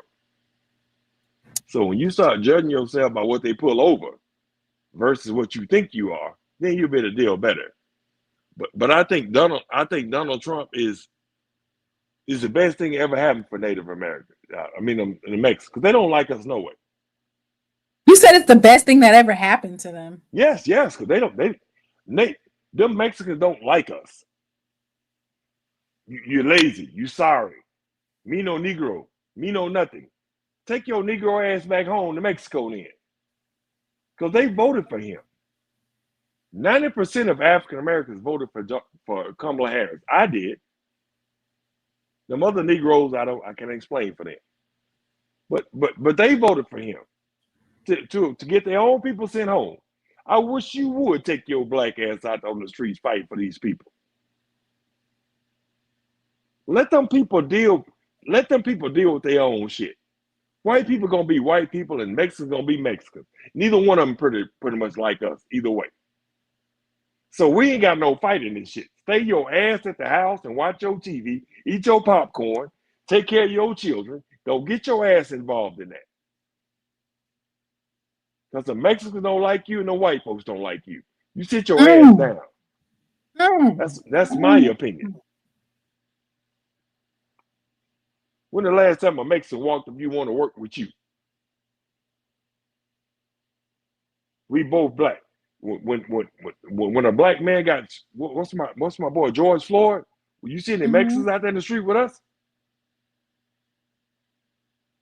You saw white people. You saw black people. You didn't see no Mexicans out there. Mexicans are some of the most racist motherfuckers you ever seen in this world. Toward black people. And get in the chat and tell me my life. The people don't like us. Now they want us to go in there and get on the line with them. You sit your ass down and stay at home. Them folks ain't been there for you. Why the hell would you go out there and get there for them? Am I wrong? I'm asking you personally. When the last time you seen a Mexican get up and fight for black people? I have not seen it. You will not see that. So sit your ass down and stand down. Let them folks deal with them folks. That's who they voted for. Donald Trump. Me Trump, me Trump, me Trump. Now you Trump. You got what you got. We're not going to get involved in this bullshit, bro. And I will not allow us to get involved in that. We need to be fighting. We need to be fighting for Jackson State. That's what we need to be fighting for. But let them deal with themselves. Donald Trump ain't stunting us. They still trying to, erase our history, but we know how to fight for ourselves. That dude got 3 years, bro. Whatever you doing in 3 years, we'll erase it in the next year and a half. Stop worrying yourself about that. What are you talking about? DEI? Man, you in office for 3 more years. Man, get the fuck out of my face. You can run these Mexicans about here, but you can't run us no fucking where. So why are we getting involved in some bullshit that's not involving us? I think it's more just social media that's saying that Black people need to be getting involved. I think that they're trying to bait us into a battle that's not our battle. Those Mexican people do not fuck with us. They've never been here for us. Tell me the time that you know in your life where a Mexican person ever stood up for us. At the Mexican restaurant when you get some Mexican food? Well, yeah, when you want your motherfucking taco. They don't deal with us. They don't consider themselves us. Even the Black people living in Mexican, they call them Negroes. You're not Mexican, you're a Negro. Ask anybody been to Mexico. There are Black people living in Mexico. They don't call them Mexicans. Go to the Dominican Republic. Go to Brazil. They're not even really Brazilian. They're not even Colombians. They call it Negroes. You're not Brazilian. You're not Mexican. You're a Negro. And you come your Mexican ass here, and the white folks is on your ass now. You sit your ass down and stay out of that. Let them white folks and the Mexican deal with whatever they got going. What do you think about MEAC and SWAC merging? I think it's a bad idea. Why? I think we should add more to our divisions. We shouldn't not be combining together. You don't get the SEC getting with the Big Ten. Who are we going to play against if we don't have an adversary? We're going to play against each other in conference. They're weaker, though. Some members of our JSU students family are currently facing considerable challenges amid the ongoing chaos in LA. So let's keep that in the back of our minds. Thoughts and prayers to that's what somebody said. Yes, any HBCU student family. I don't think any African Americans getting deported. No, there's riots. So there's like people standing in front of streets. There's people looting. There's all type of stuff. Your Black ass need to be at the house. So what about a super conference? What we're gonna do? We talking about Hampton, Norfolk, South Carolina State coming into Jackson State. I think we're the SWAC. We should stay the SWAC. Now they can go get their conference together.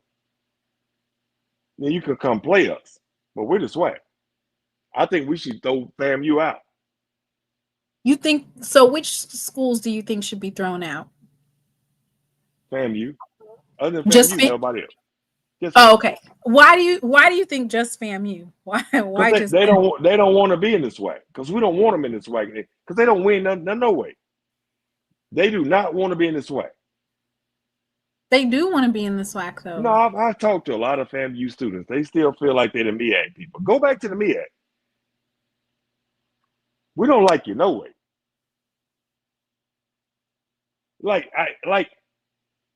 I dislike Alcorn, but I don't hate Alcorn. I hate FAMU.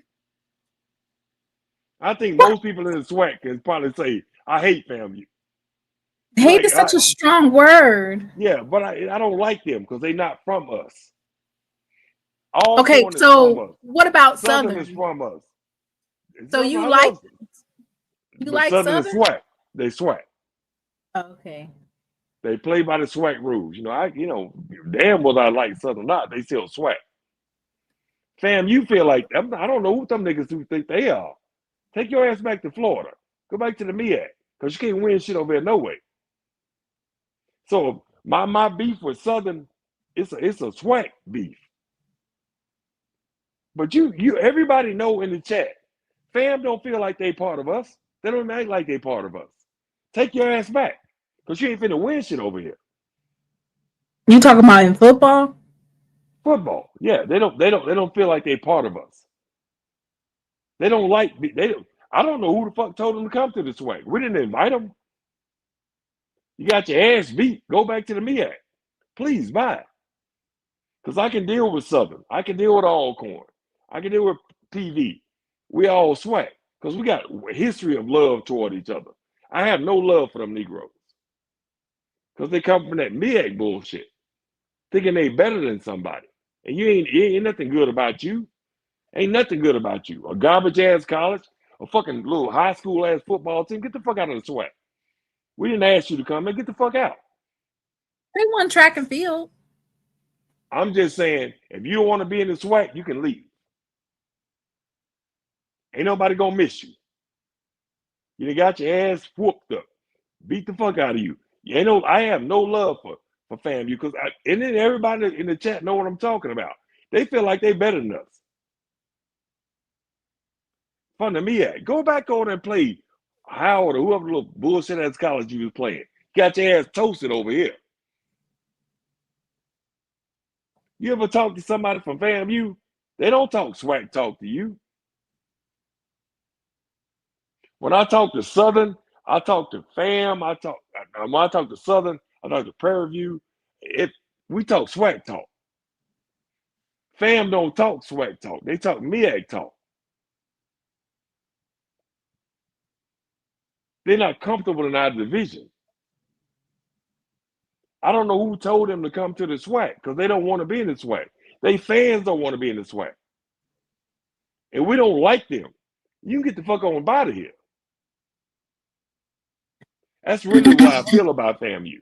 Because and if I'm lying, people in the chat tell me I'm wrong. They act like they do not want to be in the SWAC.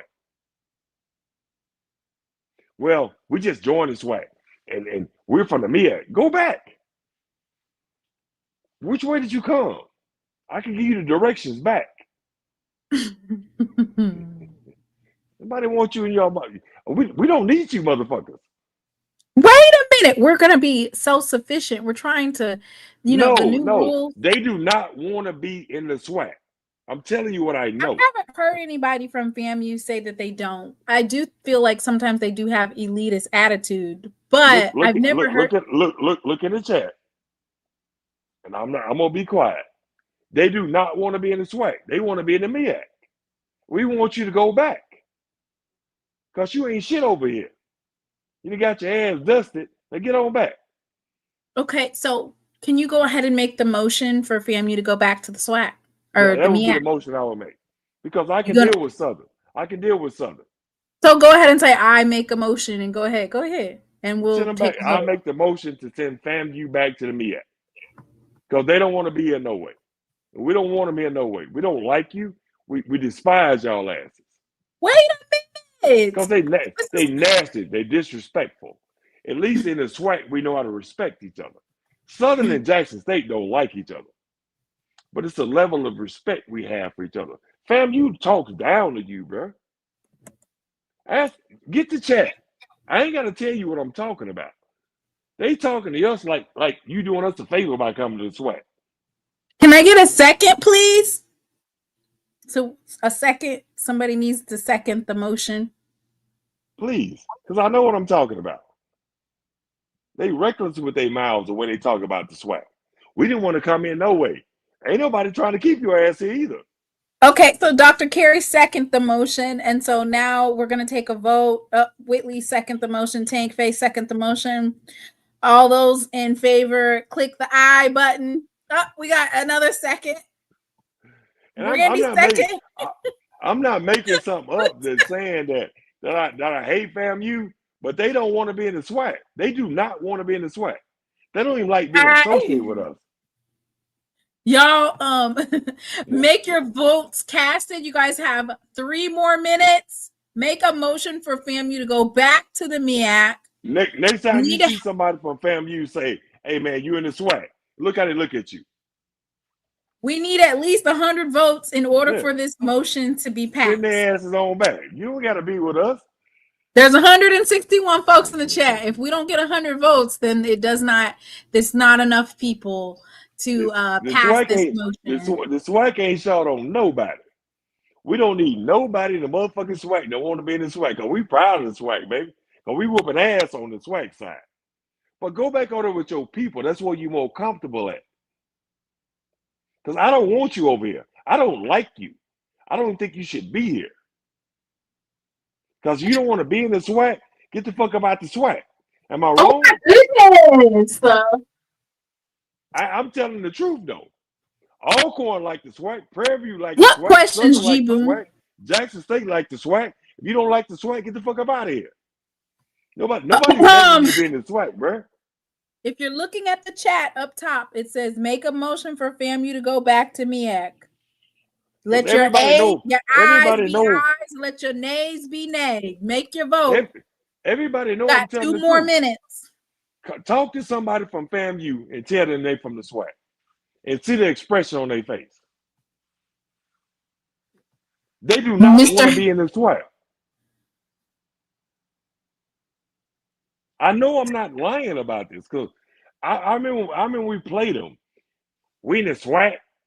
Yes, you're in the SWAC. You didn't know you were in the SWAC? Well, I thought we were in the MEAC. Go back. We ain't missing you. Simply Beautiful said the SWAC cannot be MEAC savior. Mr. Ford told you what the MEAC needs to do. Take FAMU back. Go play y'all football because y'all can't play our type of football. Clearly, you can't play our type of football.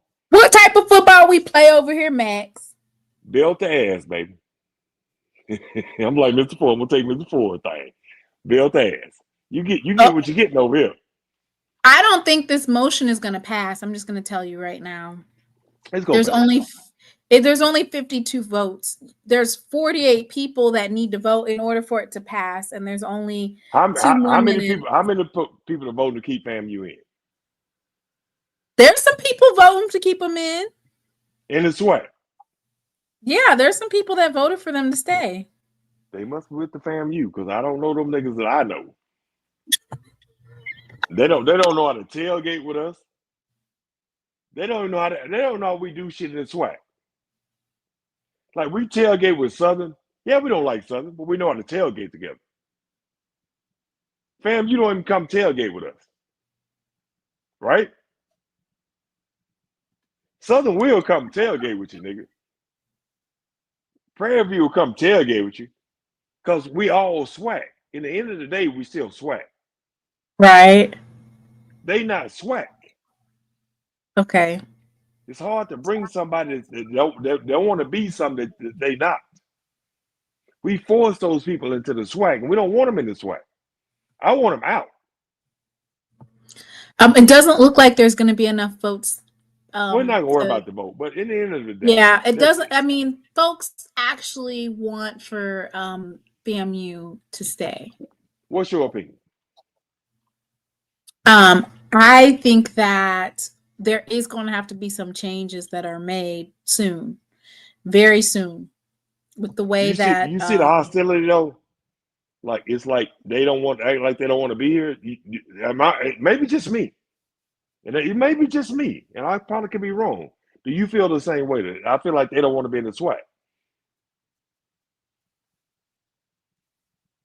I feel like maybe it was an adjustment because those first couple of years were really brutal for FAMU in football. Yeah. I mean, they got whooped up like really, really bad versus Prime, humiliated, and you know they're we're still used to being competitive. We're still always HBCUs too at the same time.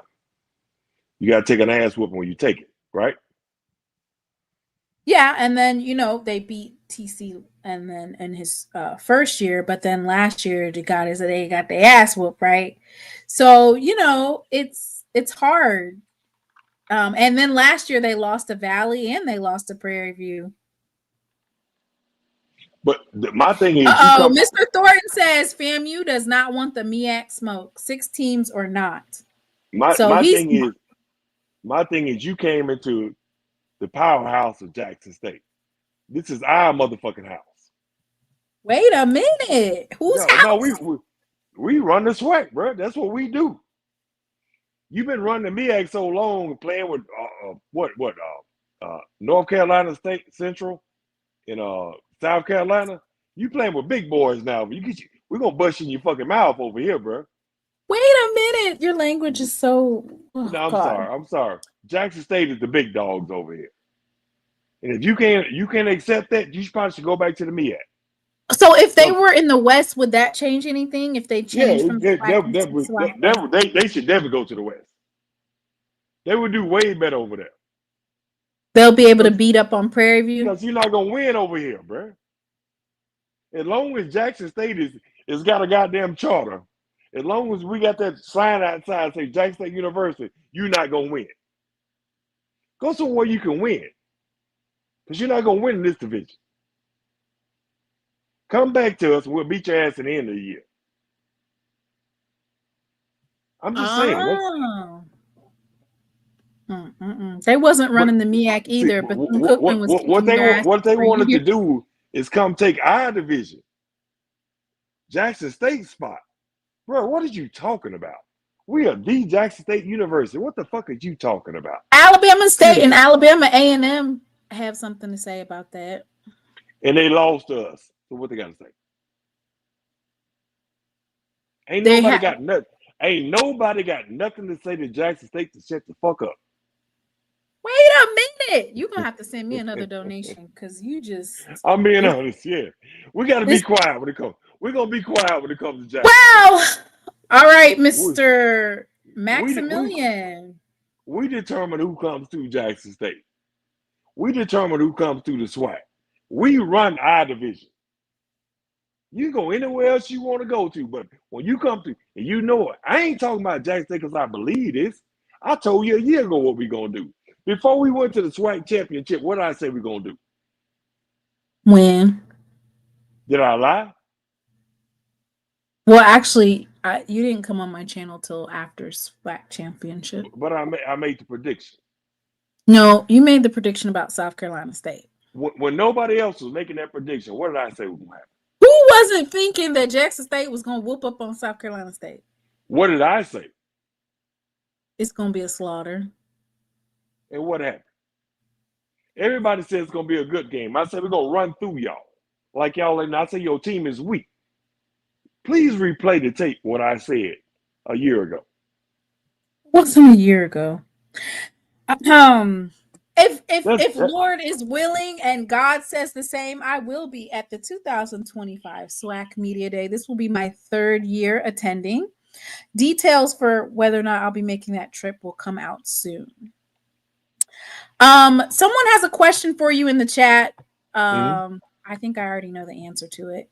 And then we're going to go ahead and conclude it out. Max, what do you think about the new women's basketball recruits and men's basketball recruits? Do you think we can go all the way? Dang, how many times is Greg going to ask that question? He doesn't watch basketball. I just answered the question for him. Yeah. I think we'll always do. You don't even watch basketball. I don't watch basketball.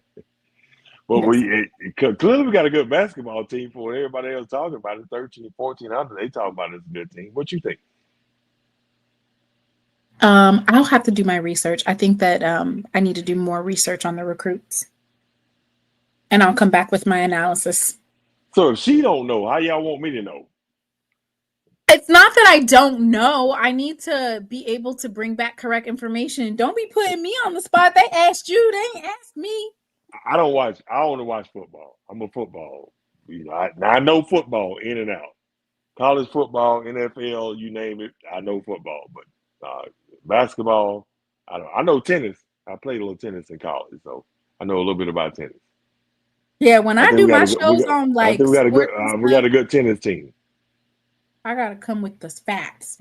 So everybody say thank you for Max for coming up here and sharing with us. Thank you so much for coming up here. I appreciate you. Yeah, it's all good. This probably live is gonna go private just because language. It's not good for advertisers. I only cuss one time. But if you are a part of the membership, you will be able to watch it. It's gonna be on the lowest tier, so make sure to support. Max, do you have any closing words before you get off and I do my little conclusion spiel? Yeah. anytime y'all want to go to Atlanta, y'all need some chemical spill help and like some work, some money get made, call Maximilian. And I love her. She's my friend. We fall out every now and then. She's still my girl though. And I come on her channel. I'm always gonna come on her channel. So yeah, when y'all think I'm gone, I always show up. Anything you want to say? I don't have a response to that. I'm not going to respond to that at all. Thank you for coming on. You know, I'm always do what I can do. What? Can I go now? Can I go now? Yes. Okay. All right, babe. I motion that FAMU remain in the SWAC forever and one day. Johnny, why would you say that? Okay, y'all. Look, a lot of you guys were saying, why didn't you? Mr. Ford comes on to my show between the 30 and the 45-minute mark. Usually after the show runs for 30 to 45 minutes, Mr. Ford will come on. Mr. Ford did not come on, and I, had Max come up at about the 55-minute mark, which means we'd been here an hour.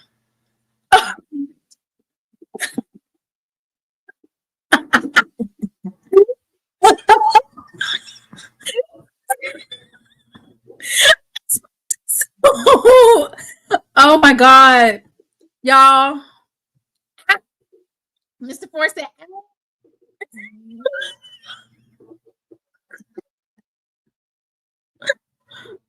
my God.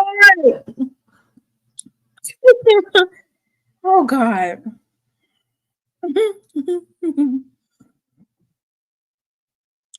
Mr. Ford gonna get on us for taking a motion to kick the SWAC out, right? He gonna get on us. Mr.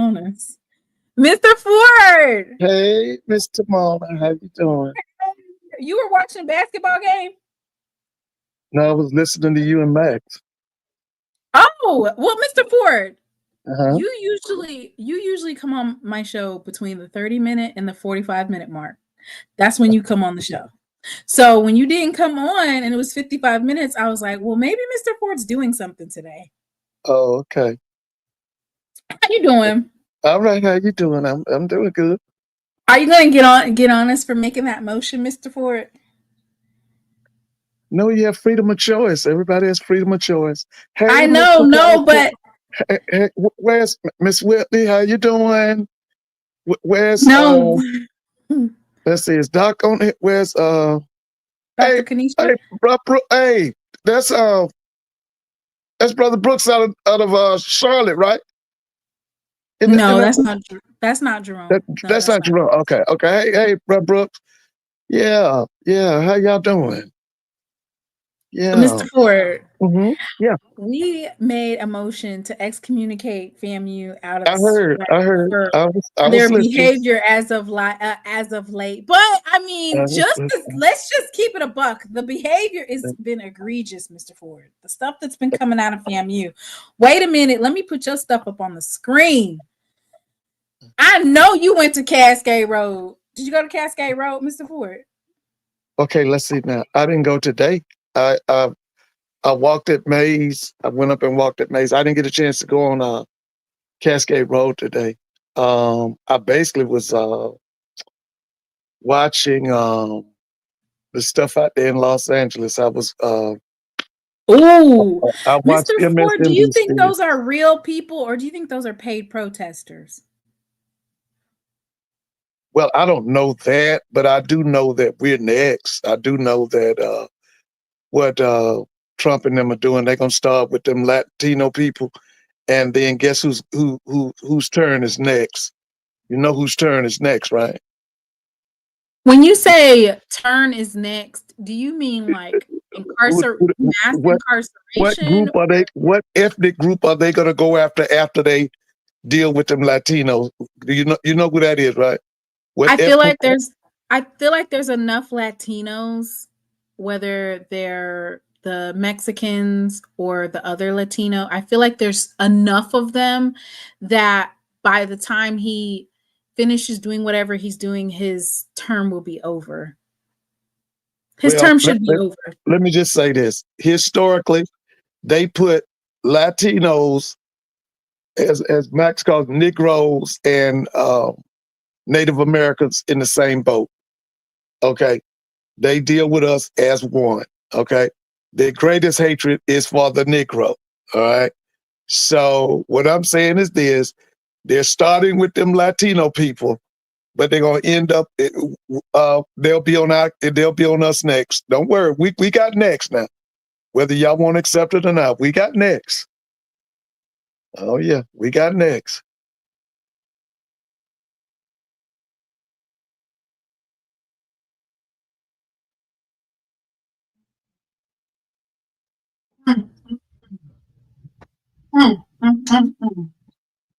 Mr. Ford, Yes. Like when you say that we're next, so here's my thing. I don't think that there's necessarily a next just because Black Okay. Americans have been under attack this whole entire time. Oh, no doubt about it. No, Chris, I had to use the bathroom. I feel like when what you're saying is next, the persecution, the police brutality, the violation of our civil rights, that's been happening to us all along, right? So when you say next, do you mean deportation?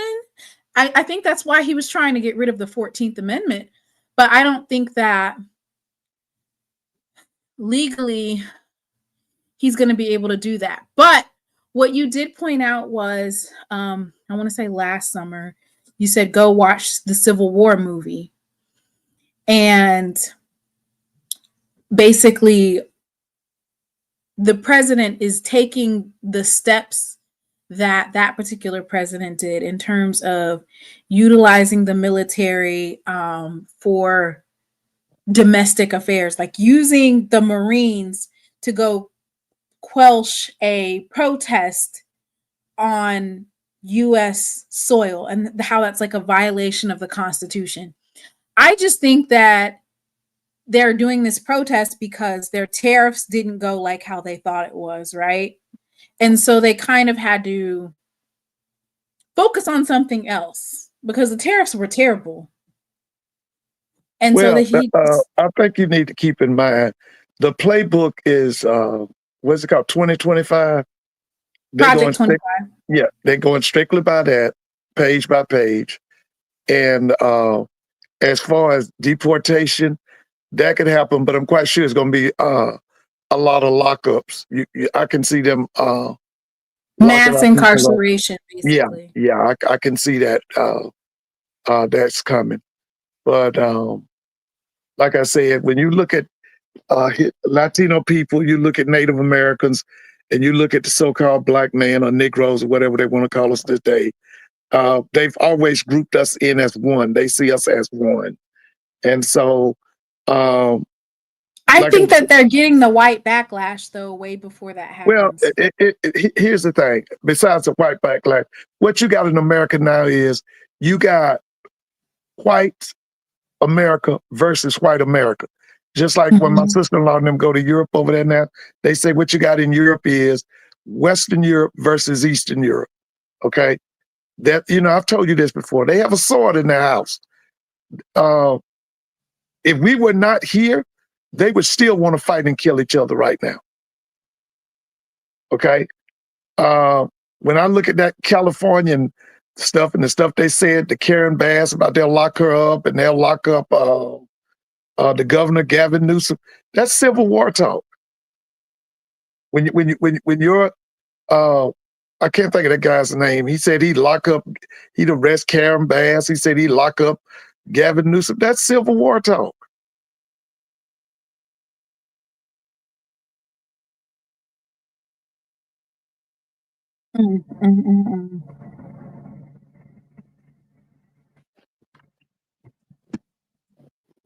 So he is trying to get rid of birthright citizenship, but I don't know if he'll be able to prevail. So that's the red herring for Black Americans is the 14th Amendment going to stand, or are they going to rule against it, or is that a possibility?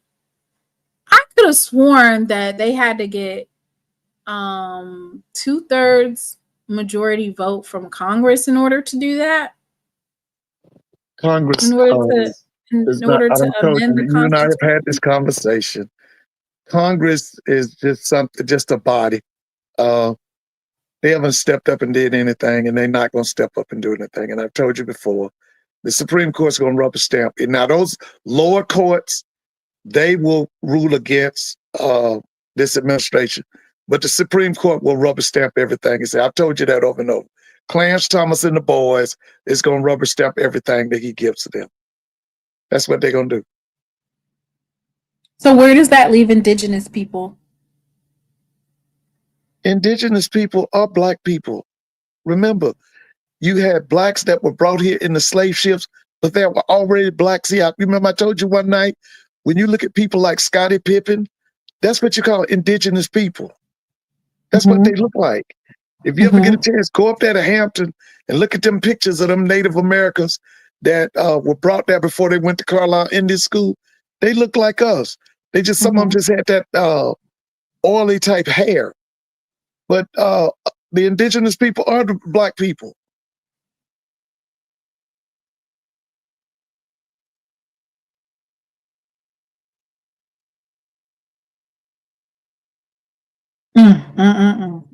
So, Mr. Ford, I didn't have a chance to ask you. I know you probably spoke about this a little bit on Doc's show, but just as an update, AD Suggs, she is on paid administrative leave at this time. Good. And she made the statement that regarding these charges recently brought against me, it was in connection with my previous place of employment. She wanted to make it clear that they have nothing to do with Florida A&M University or her current role. And she's fully committed to addressing the allegations through the appropriate legal channels. She regrets the distraction that it caused, and she's deeply grateful for the unwavering support, fervent prayers, and continued encouragement that she's received during this most difficult time. She remains focused, resilient, and committed to our, as in FAMU's, shared goals and determined to fulfill our ongoing plan and collective success. It did say that she had, before she left, a group meeting with the coaches. But with football less than 2.5 months away, what do you think is going to happen? Well, the main thing is that, like I told Doc the other night, the main thing is that she has become a distraction. You got to put her on the sideline. And the most important thing is now is to make sure that you put someone in her position that's competent and that will be an asset to that athletic program at Florida A&M. Because right now, she's a distraction. Like I said, you know, whether you're going to put on unpaid leave, paid leave, don't matter. Just move her to the side. Oh, and by the way, listen, let me tell you something I learned. Was it yesterday or today? Oh, was it yes? Listen, my sister knows AD Sykes. And she told me, she said, you should remember, listen, I used to take my mother to the CIAA tournament, right? And that was this lady that was, she was the athletic director, I think, at Virginia State. I think her name was Miss Alfreda Gauss. And I just thought she was a movie star, the way she handled herself and all of that. And my sister was telling, she said, she worked for, you remember Alfreda, remember the lady you was so crazy about? I said, yeah. And she was telling me that Miss Tiffany Dawn Sykes worked for her, but she was the school's sports information director. And I told her, I don't remember, but I do remember Miss Alfreda Gauss, because she eventually left Virginia State and went, I think, to the MAC conference or to one of those schools over there. But yeah, and listen, my sister thanks the world of Tiffany Dawn Sykes. So that was something I learned, I think it was yesterday or this morning. That's good to hear. Yeah, yeah. I think we did the over and the under. I can't remember which um live it was. I think I made a bet with someone from FAMU about the over and under, and I said that the AD wouldn't last a year, and you'll be back looking or searching for another AD. And lo and behold, she did not last a year. It's crazy that high turnover that they have at FAMU at the AD position. Well, they could say the same thing about your president, right? Your president's job. Because listen, who would have ever thought that? What was that president's name? ADs. No, I'm saying, but what was the president's name that got caught up in the prostitution sting? Was it Bynum? Yeah. Yeah. IHL appointed. So the difference between Jackson State's presidents and these FAMU ADs that are being hired is that they are being appointed and approved by a FAMU board of trustee. Like this Suggs lady, she's directly from the FAMU faithful. Like this was their girl. She should have been. They were saying that she should have been the AD. She's supposed to be the AD 2 ADs ago. Like, that's the difference. Our IHL presidents, they are handpicked by Tate Reeves, and we have one Jackson State alum on that board. Like, the FAMU alums are the ones who put the ADs into their position. The IHL and the Republican governor and the Republican board by IHL Mississippi, that's who's responsible for appointing our presidents. And we can't do anything about it. Like, that's a completely different story. Now, I could see if Jackson State was able to choose its own presidents and then we had such high turnover, but being that we're not, it's not the same. Not the same, Mr. Ford. Well, I'm just saying you've had a high turnover rate to it with your president, so they've had a high turnover rate with their ADs.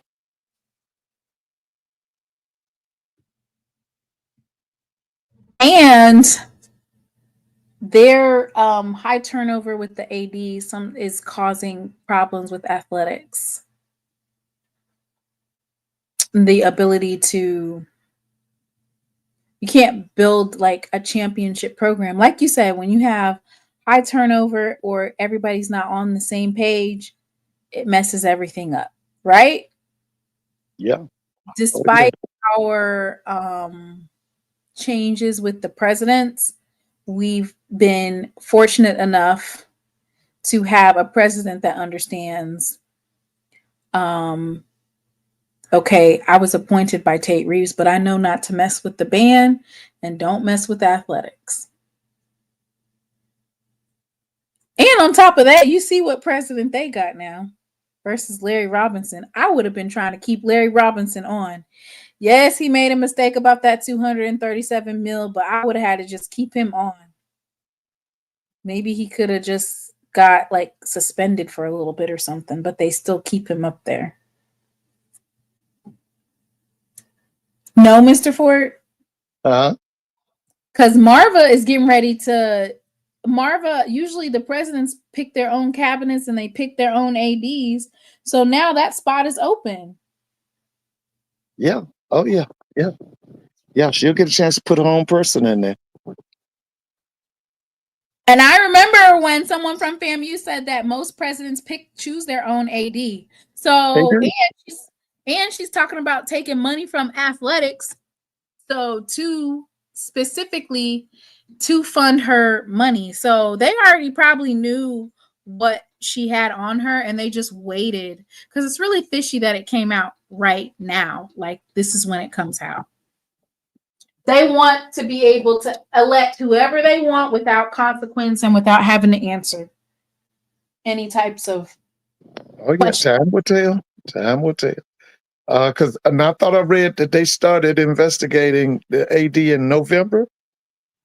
When did they start After she investigating? got hired, they said, "Oh, she's got another job. Oh, we got this." Oh, But all she okay. had to do was pay the money back, Mr. Ford. Why didn't she pay the money back? And I you have had no a idea. job where you could pay. I don't know. I'm wondering if this could have been resolved if she would have just paid off that balance instead of trying to, you know, she went to the casino and blew a bag at the $24,000 is a lot of money for a casino. Yeah, trip. it is. And now what does FAMU's budget look like? What does the audit look like? What does her credit card look like? Now you're going to have to go look and see, and it doesn't give FAMU very much credence when they're telling the board of trustees, hey, we don't want to spend this money on our foundation money, and you hired somebody who is charged with fraud and larceny. You don't have a leg to stand on. Well, if she's guilty of fraud and larceny, I'm quite sure she's not coming back. So they'll probably go from there if she's guilty of that. I think they'll just appoint. Who's that person that they normally appoint? There's somebody that they always appoint whenever they get a new, like whenever they're in search for. That was an article I think today that were 2 names given that would serve as the interim. I thought I saw 2 names. I'm not sure. But that was some people would put it. You're talking about the Smith guy. His last name is Smith. Yeah, him. Yeah. He's been the AD interim AD about 6 or 7 times. They're getting ready to put him as the AD. So I don't know. I thought I saw 2 names that they gave that would serve as the interim. It was 2 people. I'll have to go back and look at that article. I want some of that casino money she got. She didn't win any money, nephew. That's why she kept withdrawing. She was losing it. Dear Mr. Ford, we understand your sentiments regarding SCAMU. It is important to note that there is a significant distinction between individuals who are directly employed by her associates and those who are appointed by a committee are perceived as biased. Okay.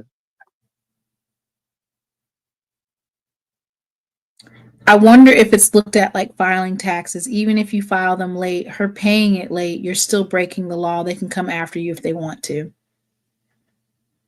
I guess she was betting on peas and carrots. Lord, oh God. Hopefully she'll be able to settle that case. Yeah, and you were telling Max that FAM was having a problem competing. I think you were talking about football. Were you talking about football? Because I was going to say now, remember Willie Simmons, his first 2 years in the SWAC, he only lost 2 games. He lost 1 game 76 to Jackson, and then the second game he was blown out by Jackson. But remember, nobody else in the SWAC beat him but Jackson. I know because you talked about that last year because FAMU regressed after he left, and you said that was the thing that they used to brag about. We only got beat by Jackson. We only got beat by Jackson. And now they've gotten beat by. Well, that wasn't Willie. That wasn't Willie. I'm just saying Willie Simmons' first 2 years, he only had 2 SWAC losses. Do you think that they're coming after FAMU because Willie recruited those Florida State players? No. That's the way they do business. No, it ain't nothing to do with no Florida State player. I mean, it just seems like one thing after the other. Whatever they do wrong at Florida A&M, it would be plastered all over the media and everywhere else. No, it ain't got nothing to do with no football players now. I thought that they just basically had an attack on, or maybe they've always had this attack on FAMU, but because it's President Trump, they're emboldened. They're emboldened to do more because they know it goes unchecked. Like they don't have to answer to anybody. Donald Trump definitely not going to stop it. He's probably encouraging it. Oh yeah, well, I mean, Ron DeSantis is in Tallahassee, right? Mm-hmm. Yeah, he's supposed to be Donald Trump 2.0.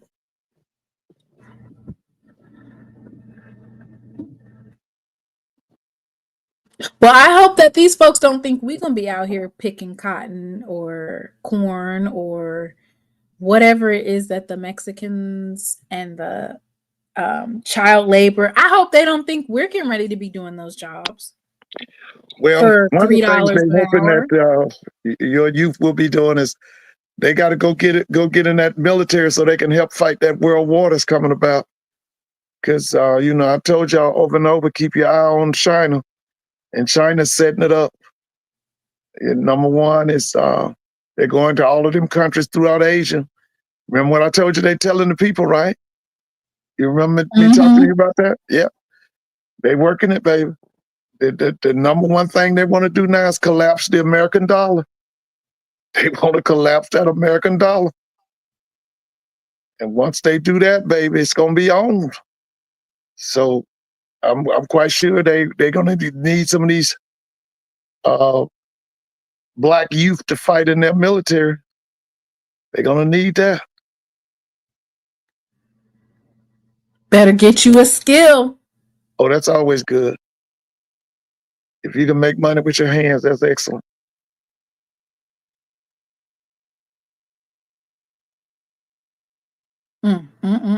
I was surprised that some of these other podcasters that usually go live when it's information about Jackson State, they usually have breaking news, that they were incredibly silent when this FAMU news came out. No live, no nothing, Mr. Ford. It's been Who was that now?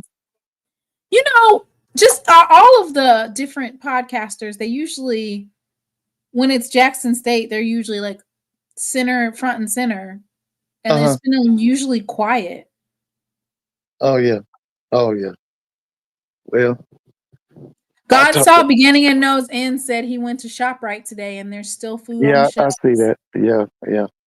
Good for you. He doesn't know that the tariffs. He doesn't know that the tariffs that Donald Trump had implemented, that he quickly took the tariffs away because that's what was going to happen.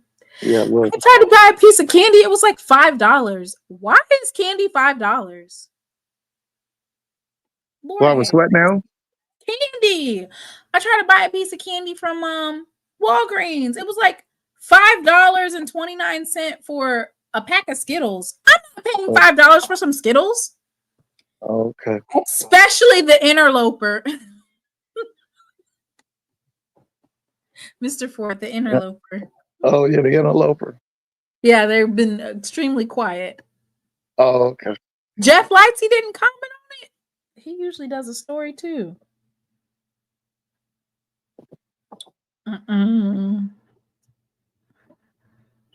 So, Mr. Ford, where do we go from here with only less than 90 days from the kickoff for the football season? Where do we go from here? Well, hopefully all the coaches are meeting and strategizing. All the players are working out with their strength and conditioning coaches. And I can't wait to hear you at SWAC Media Day. Do you even think the coaches are going to do interviews with me? You're hot. Everybody knows you. Yeah. I don't know. Some of the commentary on these shows, these coaches might not want to do an interview with me. No, I think it's just the opposite. You always get an interview with the commissioner. That's what I like.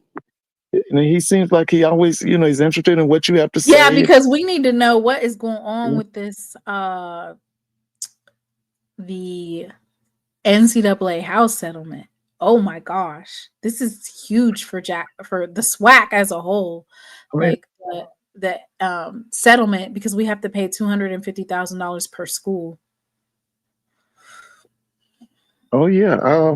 Personally, like I talked to Doc about it last night. I think that we're gonna have to seek out and the ADs are gonna have to up their game.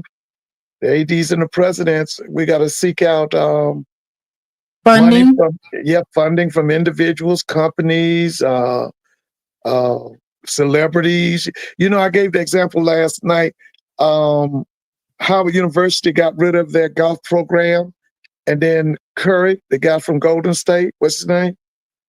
What's Curry? Steph Curry. Steph Curry. Then, he financed everything and brought it back. And we got to, because see, the way this thing is going, like I keep telling y'all, we'll have football, might not have girls basketball. We have men's basketball. We'll probably have baseball. We might have track and field, but everything else is iffy. And all of those other programs, they're going to have to be financed by donations. So we're going to have to donations. Yeah, it's going to be kind of like Steph Curry. Huh? You said we're in a recession. No, it would look like it's going to get worse than a recession, baby, because you bounce back from a recession. Right now, the way this thing is looking, we don't really see a bottom right now. This is going to be worse than a recession. Somebody was talking the other day about, right now, do you think this will be worse than the Great Depression? My answer is yes. I think it's going to be worse than the Great Depression. Yeah. Wait a minute. What we're dealing, see, in the Great Depression, they had a lack of jobs. Okay. What we're looking at is a lack of food and resources. Like that young man was saying that he went to the store and they still got stuff on the shelf. Just keep living. Keep living. Okay. Just keep living. But anyway, this is going to be rougher than the Great Depression. Yeah. Co-pilot 1911 says, did you see JSU's red shirt running back? Okay, what's his name? Tell me. What's his name? Nate Blount. Okay, did he play last year? Nope, he was red shirt. Okay, where's he from? He's on the screen, Mr. Ford. Hold on. He's from Mississippi, and he is a 3-star running back. He had offered. We flipped him from ULM. Actually, he's from Brandon, Mississippi. Oh yeah, okay. Because y'all running back room is loaded. He's 5'10", 220 pounds. Well, he's probably not 220 pounds anymore. He probably done cut a little bit of weight and bulked up. But 5'10", 220 pounds from Brandon, Mississippi, and he was a 3-star recruit by 247 Sports. He had offers from ULM, Arkansas State, Central Arkansas, and Southern Miss. Okay. Well, I look forward to seeing him. Y'all got a deep running back room because you got that kid. You got a kid from San Diego State. You got Moultrie back. You got Moultrie back. You got man. You got so many people. Hey, all I can say is you need to get in line because y'all got a lot of backs. Y'all got a lot of backs. He's pumping that iron, Mr. Ford. Pumping that iron. I see. Oh yeah. Yeah. It's because a lot of times they bring up the fact that we no longer have Irv Mulligan. Oh, it's Blunt. Nate Blunt. Oh, okay. Blunt. Well, yeah. Well, I'm gonna be honest with you. I don't really think they're gonna miss Irv. Y'all got too much talent. It's man, y'all are loaded. Y'all got a lot of backs, and I think they're quality backs too. So I enjoyed her, but the show goes on. Next man up. That's one thing that I'll say that Jackson State did a phenomenal job of, which is a lot of our starting wide receivers and some of our players when they got injured, that, like you said, next man up, and they took those opportunities and they ran with them. And they were able to capitalize on getting a chance to show what they have, and they stepped up really good. I'm excited for Amari Matthews. He was our batting ram last year, and so I remember him. That's the kid from Texas. Is that the kid from Texas? Yes. I remember him. He came from Dion's school. I remember him. Yeah, he was tough. Like I said, your recruit, your running back room, your wide receiver room, you're loaded, and I've said all along, it's Jackson State and everybody else. you know. But you know what? Something came across from Prairie View. I missed it. It came across my phone today. I was doing something. I didn't get a chance to go back and, see what they were talking about. Because I know what you call him, Lionel. I know Lionel's got some stuff going on. So I got to listen to what he's talking Lionel. about. Yeah, I got to see what he's talking about because them boys over there at Prairie View, baby. Woo. What, Mr. Ford, you gonna gas them right on up into No, they gassing them. Lionel doing it. Lionel's doing it, baby. Shoot, I'm just listening. And you over there listening to it. Yeah, I'll be listening to Lionel because Lionel them be going off. Over there listening to him, he be gassing them. He said Lionel be going off, man. Lionel Mosby, right? Yep. PV versus everybody. That's right. PV versus every shit. Lionel talk more SHIT than that boy early in the morning. What's that guy's name at 10 o'clock in the morning?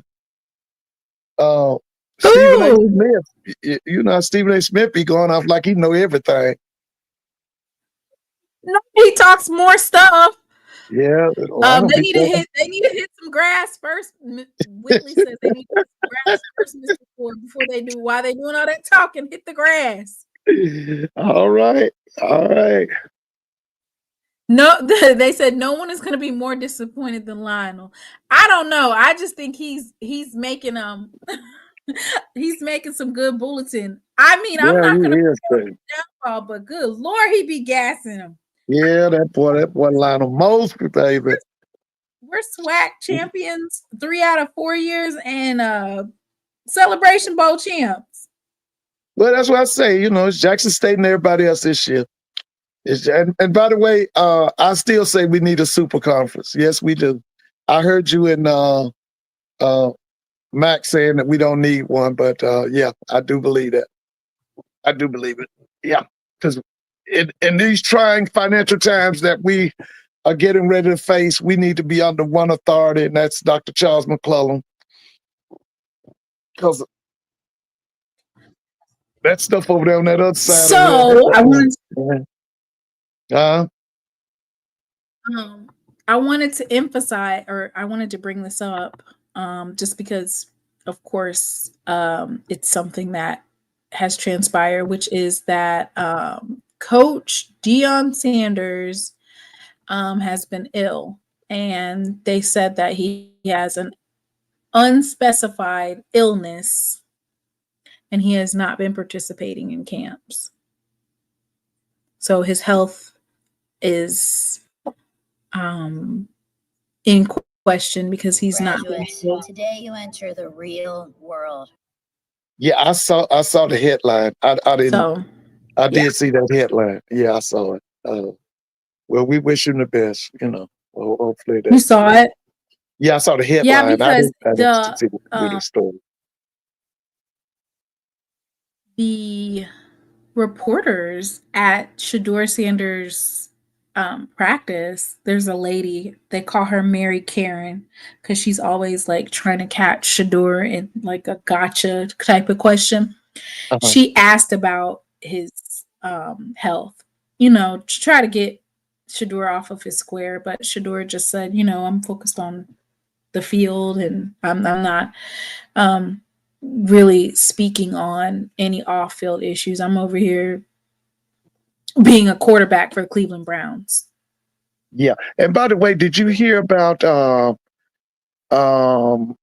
they called him Sly and the Family Stone. He was Sly Stone. He passed away. Was it yesterday?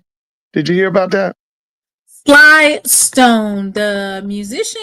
Yes, I think leader of funk. Yes, he was 82 years old, I think. Yeah, he passed away. Now, listen, as a young kid, I heard a lot of his music. The teenagers in my community, my older cousins, they were into Sly and the Family Stone. Okay, and so since they was into it, I had to hear it, and I was into it too. We loved Sly and the Family Stone. This was late 60s, early 70s. Yeah, it says that Sly Stone, he was born on March 15th, 1943 in Denton, Texas, and he did pass away yesterday. Yeah. Sylvester Stewart, better known as his stage name Sly Stone, was an American musician, songwriter, and record producer, frontman of Sly and the Family Stone, playing a critical role in the development of funk with his pioneering fusion of soul, rock, psychedelia, and gospel in the 60s and 70s. Yeah, he was something else. I can listen. I remember Family Affair was big on the R&B charts and Billboard pop charts. That was in 71 or 72. He had one called Hot Fun in the Summertime. That was big. I Want to Take You Higher. Oh, that was, boy. You can't play one of them, can you? You can't play it, right? Oh, no, I can play it. This is demonetized because okay. it's been demonetized. Play the one called I Want to Take You Higher. It was by Sly and the Family Stone. It was play that one. Yeah, Everybody's a Star. Yeah, that was monster. But the one I want you to play is called I Want to Take You Higher. Because what he does on that, this was the greatness of Sly Stone. He featured all of the people in his band. He had a sister, they called her Sister Rose. She would sing, Sly would sing. He had a brother, he would sing. Larry Graham, I think Larry's still living. Larry was like one of the greatest bassists of the time at that time. The other thing about Sly and the Family Stone, it was an integrated band. And at that time, the Black Panthers were really strong out in California because that's where they were from. They were from the Bay Area. They asked him to eliminate those white people out the band, and he didn't do it. But this guy... eliminate them. Yeah. They told him they didn't want no whites in the band. Yes, this boy.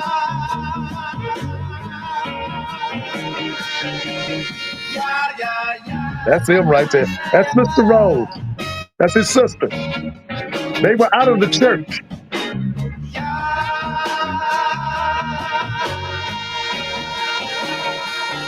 Okay, that sister right there had a baby from him.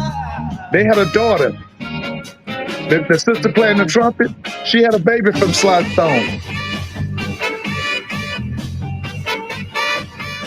Oh, listen, this is probably the biggest act of the late 60s.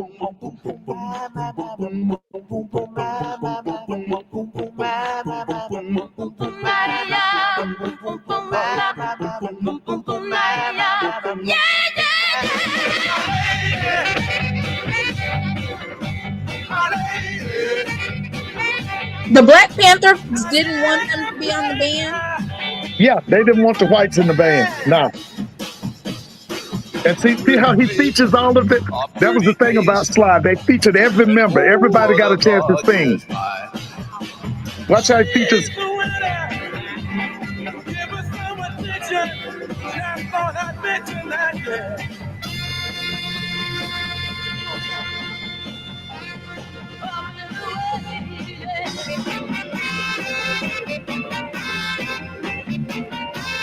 Yeah, Sly and them were originally from Texas. They moved from Texas to California. They were church people.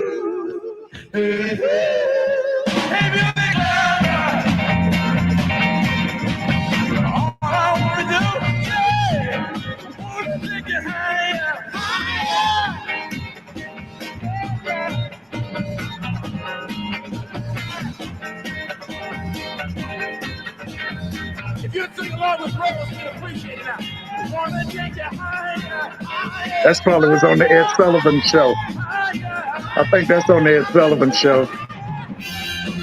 You just said you over there telling a dead man's business. Huh? You over there telling a dead man's business. Who his baby mama is. Matter of fact, she's still around. The daughter, yeah.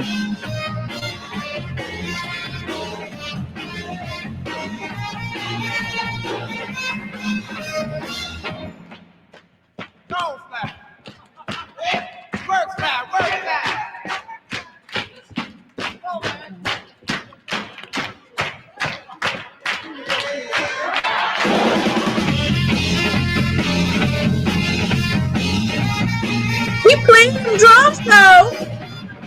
Oh, listen. This was probably in the late 60s, 69, 70. This was the top group, and everybody wanted to be like them.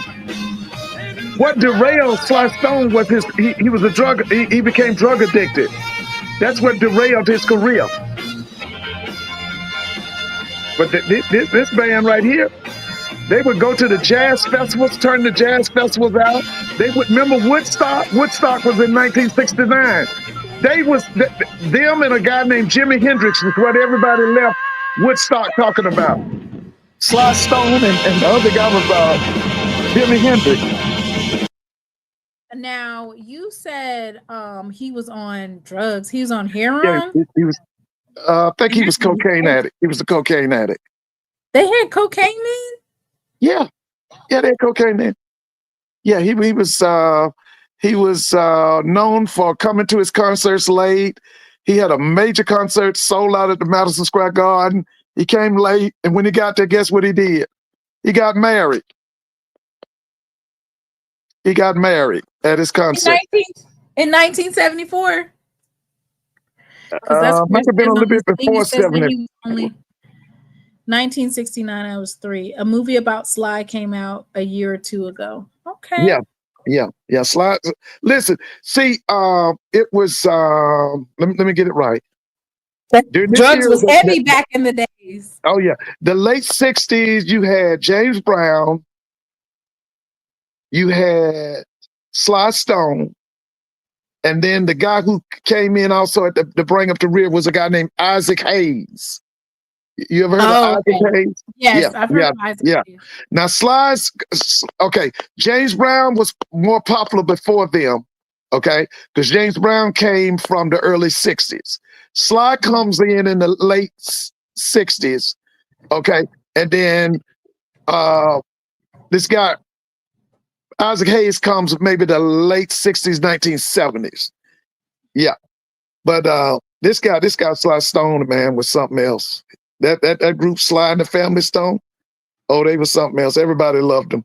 They had the white audience, they had the black audience. You know, everybody loved them people, man. They were out of California, they were out of the Bay Area.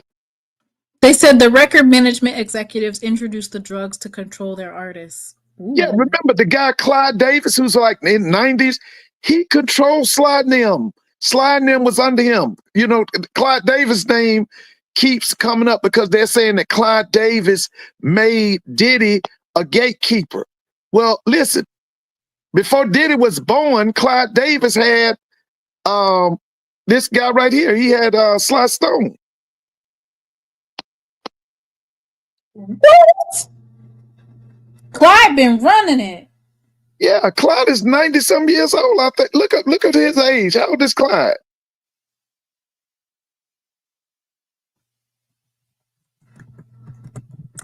Hey, Bruce Silas, yeah, I know Aerosmith. Yeah, I know about them. Born in 1932. Oh, wow. Yeah, he's Clyde is still around. I'm telling you, his name keeps coming up. Everybody says that he created Diddy. He made Diddy a gatekeeper.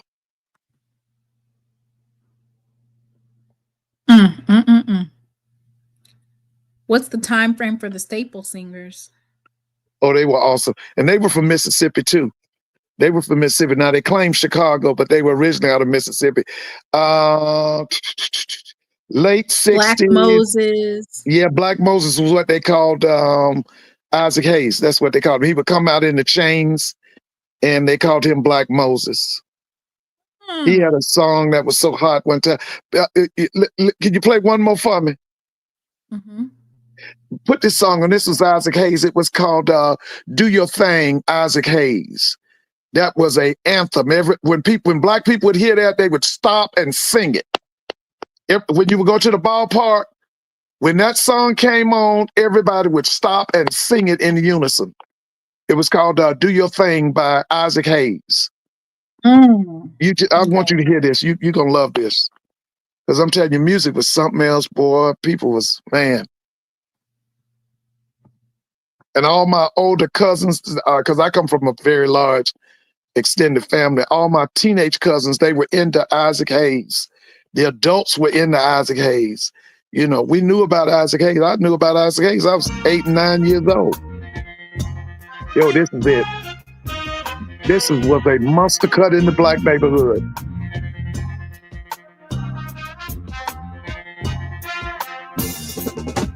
If the music make you move, Everybody knew this. 'cause you can dig the groove. The theme from Shaft. That was later. Oh yeah, yeah.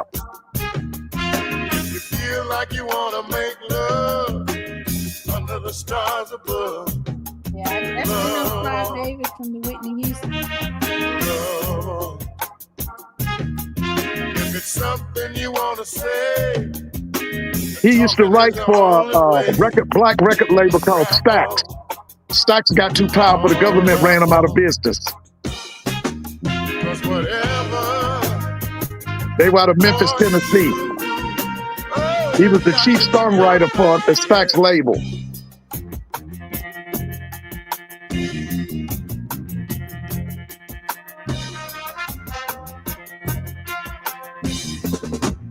If you feel like you wanna scream, 'cause that's your way of letting off steam. Scream on. Scream on. If you feel like you wanna sing, 'cause singing is your thing. Sing on. Sing on. If you wanna make love all night, and you Ooh, feel it's Mr. right. Fuller. Yeah. Right on. Right on. 'Cause whatever you do, oh, you got to do your thing. Stax Studio is in Memphis. Yeah, Stax was in Memphis. Now that's a heavy thing. Stax got to doing a lot of stuff for the black community throughout the country. The government shut him down. And what the government said about him was that they put the IRS on him, and the IRS drove him out of business because they started making too much message music.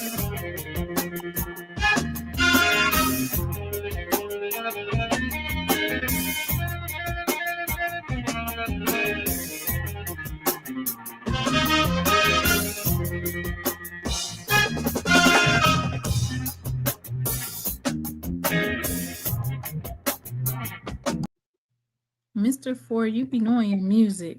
Listen, can we hear one more before we go? I just want you to play, because the reason I want you to play this song was #1 with the black community and with the white community.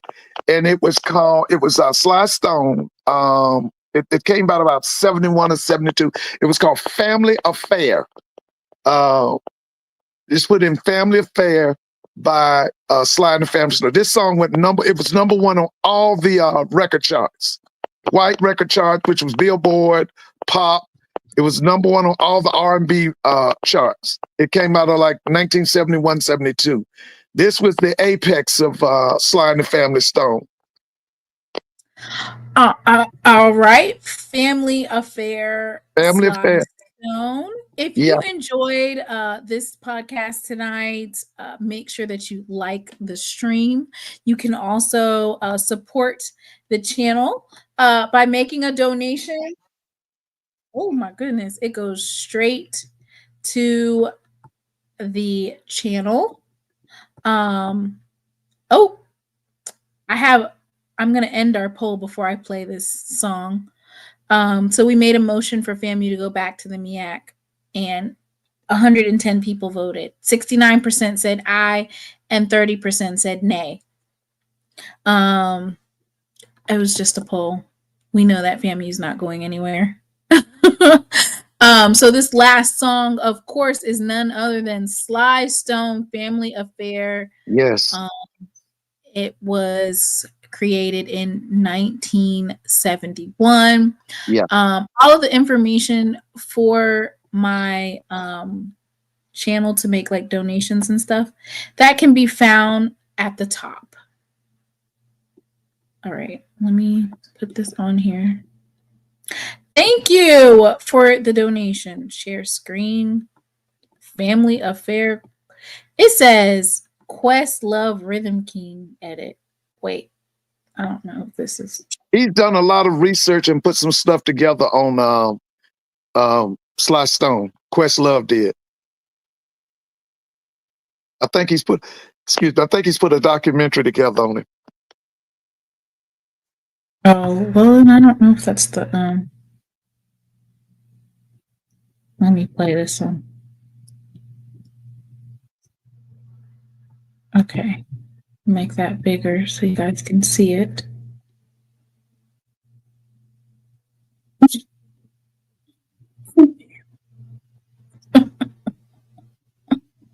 Oh my God, that's funny.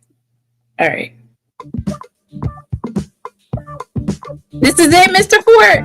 That's it, baby. This went number one on all the billboards, all the charts. It's a family affair. It's a family affair. It's a family affair. One child grows up to be somebody that just loves to learn, and another child grows up to be somebody you just love to burn. Mom loves the both of them. You see, it's in the blood. Both kids are good to mom. Blood thicker than the mud. It's a family affair. It's a family affair. It's a family affair. It's a family affair. Oh, no, bad. What no bad.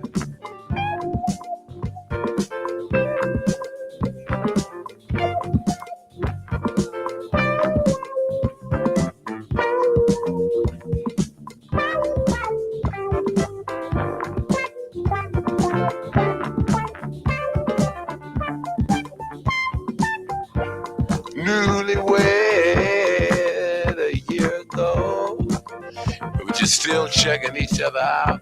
Hey, nobody wants to blow. I need to wear an Nobody afro. wants to be left out. Oh yeah. Uh-huh. Oh yeah. I want to say a couple things I'm just thinking about. I'm gonna talk to you about. But you can't this brings back a lot of memories. else. You can't cry cause you look broke down, but you're crying anyway cause you're all broke down. It's a family affair. It's a family affair. Boy. Yeah, a family affair.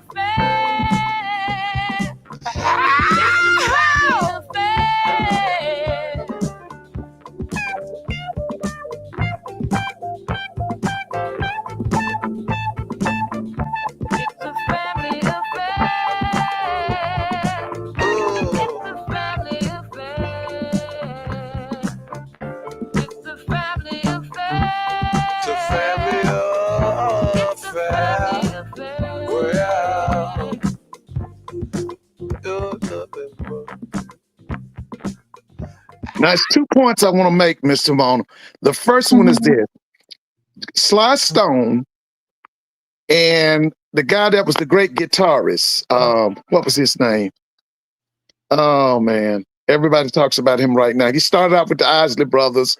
He was also with Little Richard. Let me look in the chat. I know y'all know who I'm talking about.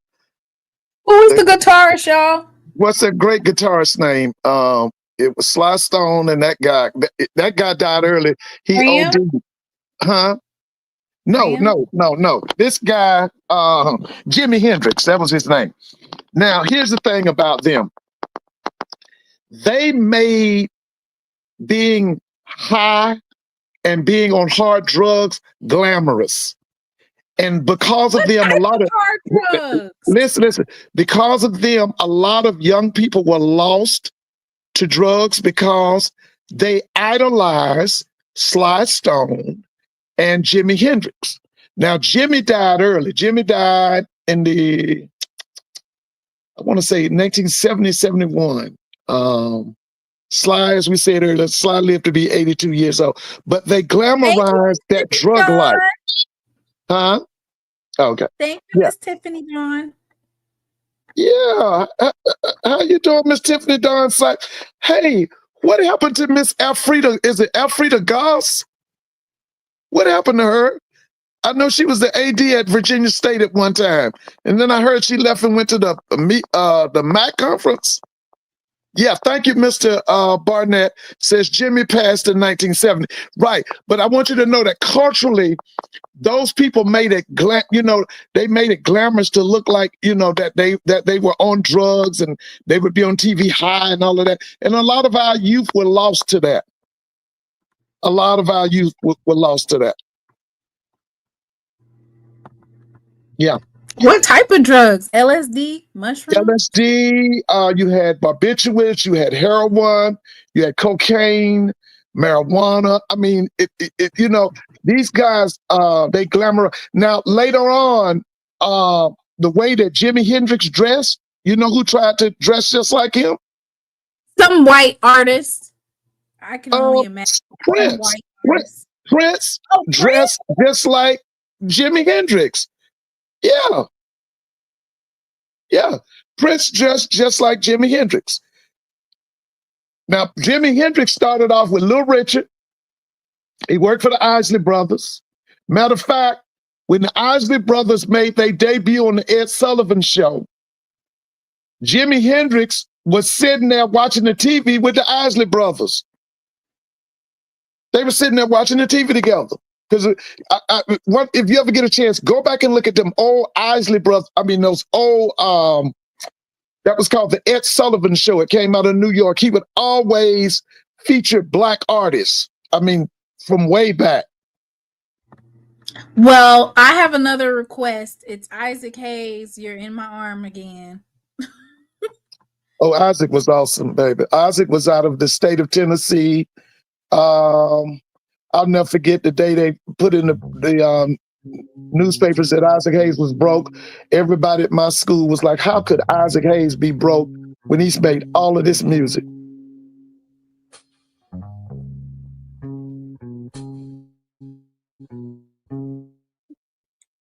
Got and those deals with those record companies.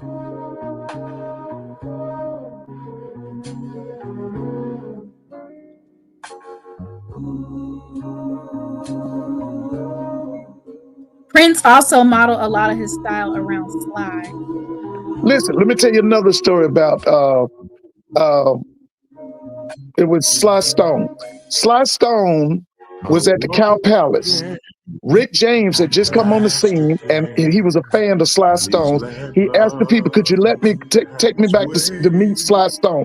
He gets to Sly Stone's dressing room. Sly Stone is comatose. He doesn't even know anybody's in the room. And Rick James tells the people with him, this can never happen to us. We can never be like this. Guess what? Same thing happened to him. Because Rick James was a big fan of Sly Stone. He worked with Sly Stone.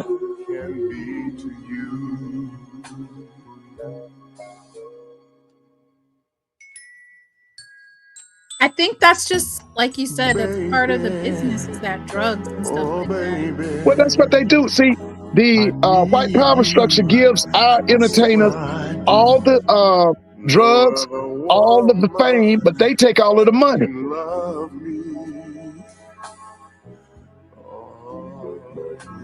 Yeah, they'll keep them high, keep them with a different woman in the bed with them and all that kind of stuff. But when it's all said and done, they gonna have the money. The record executives will have the money.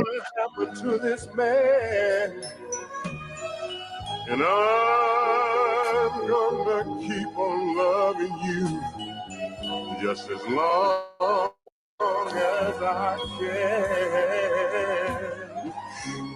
Never seen the Truck Turner movie. Yeah, that was a black. That was in the 70s. The lady from Star Trek was in that movie. Yeah, I remember Truck Turner. Yeah, that was a movie. I think we went to see that. My cousin and I, we were maybe 13 or 14 years old. We went to see that at the movies. When one's been loved by you.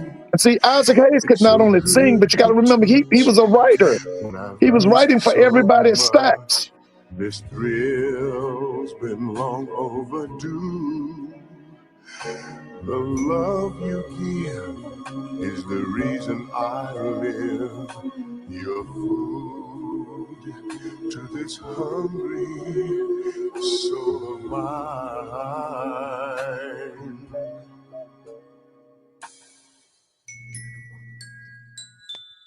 If satisfaction was money, Man, everybody loved this guy. I'd The teenagers be loved him. Isaac Hayes. Oh, Yes, this is like a whole cause you give everybody me loved that guy. such good And they called him Black loving, Moses. That's what they called him, Black Moses. just as much as I can stand. When we're only Lou Rawls and Barry together, White had a better if marriage. it's 100 Oh, this years guy was from something else, man. Man. He had a song called today, Hot Buttered, an album called Hot Buttered Soul. They featured his bald head. you'll still They took a picture of his bald head, and that was the album cover. It was called Hot Buttered Soul. That was like 69-70. I love you. Mr. Ford, you done started something. They requesting them back now. No. This was the era. I remember Ebony this. Eyes. I don't know nothing about any of this music.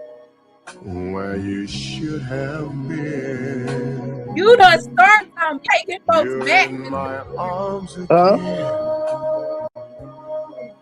Where you should have been. Yeah. Oh, yeah. First time I saw Rick James, he had on an outfit like he was a superhero. And it was called You and I. And we were doing a dance called The Freak. And Rick James was everything. Now, I later found out that Rick James and Marvin Gaye hated each other. Now, guess why they hated each other? Hey, Mr. Mona, guess why he and Marvin Gaye hated each other? That's for Rapture. Yo, Rick, yeah, man. They stole each other's moves. When I'm flying over Ebony Eye, Marvin Gaye was bumping and grinding with his wife. always a good flight. Wait. Spilling tea. Say it again because I didn't catch it. He was bumping and grinding with Marvin Gaye's wife. Who was? Rick James. She loved him. But he wasn't the only one. She was also doing it with Teddy Pendergrass. She had Teddy strung out. And she was also, now here's a sad one.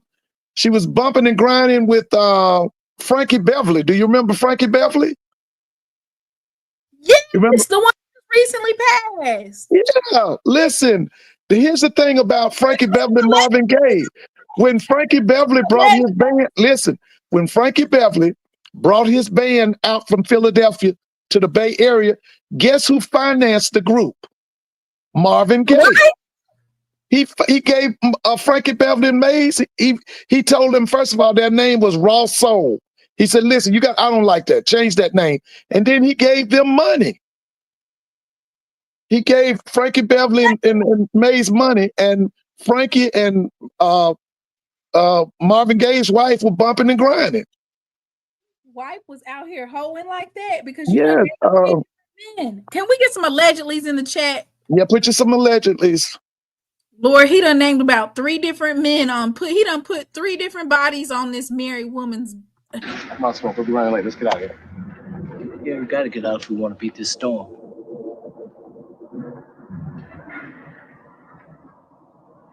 I'm gonna leave now. Okay. You take care of your mom, okay? I'll do my best. Okay, I'll see you when I come back. Uh-oh. That's smoky, isn't it? I don't want you to go. Don't worry about it. Rick James. It's gonna be all right. I am worried. I'll be fine. She's gonna cheat on her husband because what's this?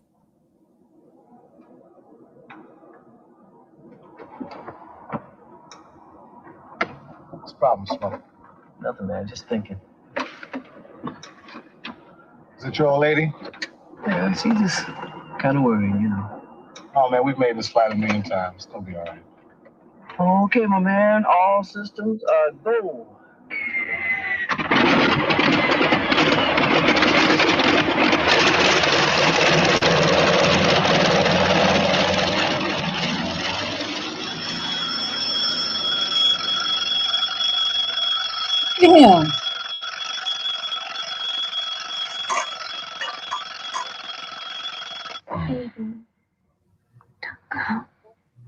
be back.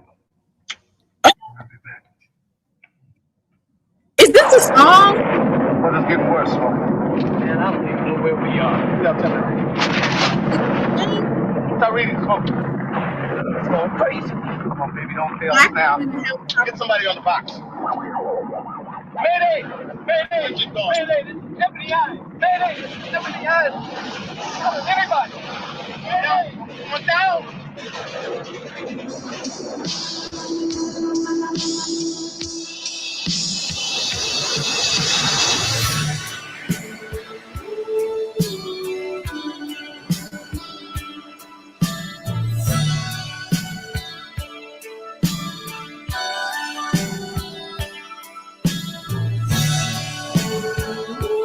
Don't they have a plane practice before?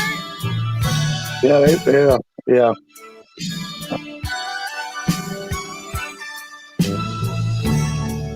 Wind in your hair, sun on your skin. You're looking good, girl, all over again. Hey there, Miss Brown, I want you to know I love you. You're brown as the sand, you're soft as the shore.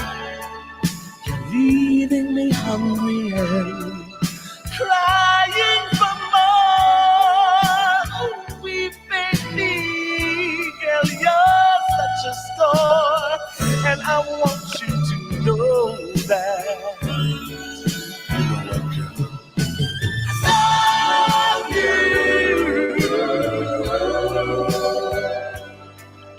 That's you didn't know that, girl. Okay, you know the song. I need you. He was Rick James was from Buffalo, New York. Yeah, he was from Buffalo, New York. From about 1978 until 1984, Motown made all their money off of him. He carried Motown. Rick James did. He even wrote a hit for the Temptations. Huh? I didn't know he could sing like that. Yeah, he was something else. He was something else. He carried Motown from about 78 to 84. And Only I know about him. The only thing I know about Rick James is when he was on BET and he said, "Never mind who you thought I was. I'm Rick James." Yeah. Oh man, he was so big during my teenage years. Man, this guy was something else, man. He used to dress like he was a Marvel hero. Love is the brown skin, girl in my eyes. Think it's time. One that used to sing with Tina Marie, right? Yeah. Yeah. Fire and Ice, I think it was. Fire and Ice, something like that. Fire and Ice. You're such a prize, and I want you to know that. They said Rick gave Motown. And I bet you didn't know that, girl. You didn't know that. I He listened to the Rick. On my Pandora. Pandora, play Rick James, Ebony Eyes. Ebony Eyes. I love you.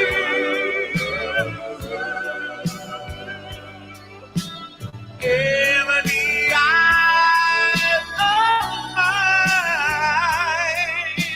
I need you. Oh, I need you. Oh, and I bet you didn't know that. Ebony eyes, I really love you. Oh, I love you. Ebony eyes.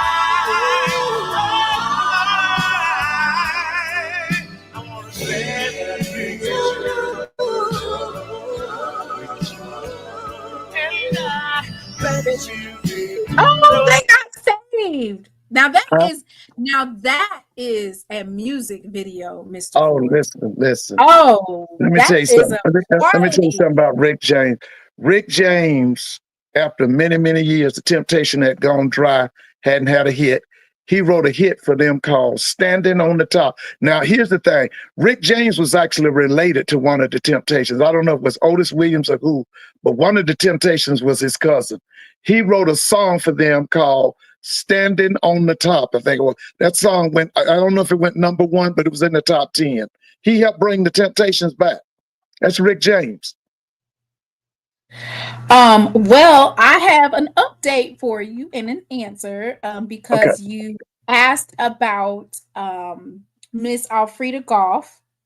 And so Miss Tiffany Dawn, so it's Tiffany Dawn is her first name. I didn't know this.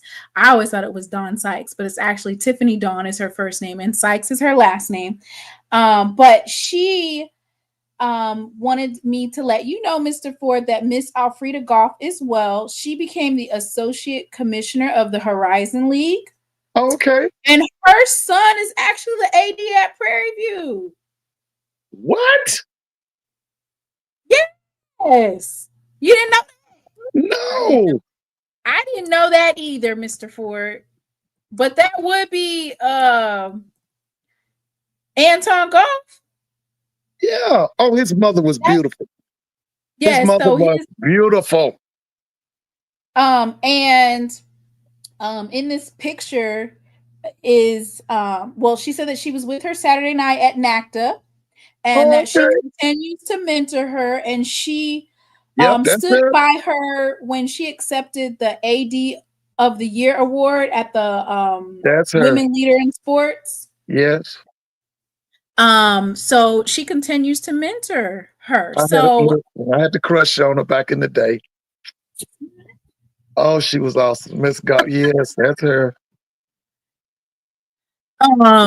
Oh Lord, Mr. Ford, you done started something. Yeah, that's oh boy. And so of course everybody in the SWAC loves Miss Tiffany Dawn Sykes, and we're rooting for her. My sister loves her. I didn't even know my sister knew her. Yeah. Mm-hmm. But you done started something here, Mr. Ford. They sending super stickers left and right talking about play this. Brandy wants to know, have you heard that song Candy Liquor by Marvin Cease? Yeah, that was back in, was that the 70s or 80s? Yeah, I remember that Candy Liquor. Yeah. That had to be 80s. Yeah, I think it was 80s too.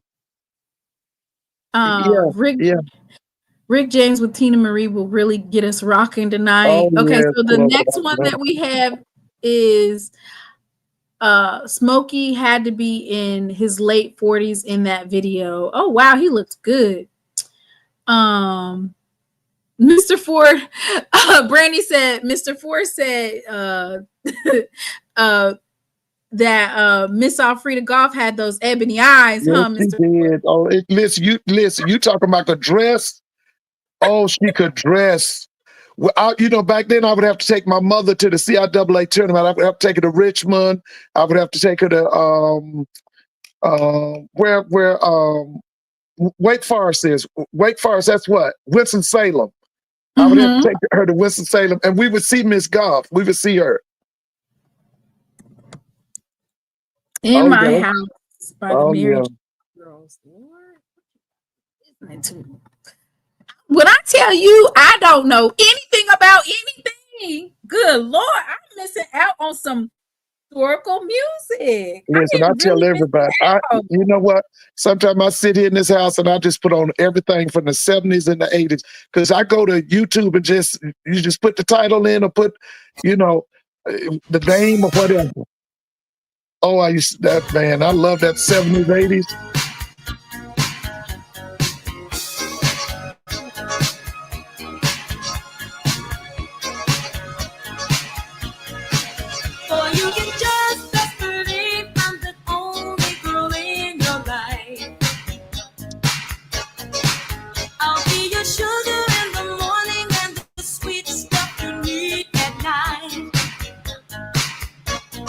Not fire and desire, Mr.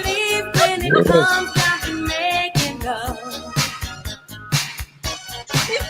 go. Satisfy your every need and every fantasy you think of.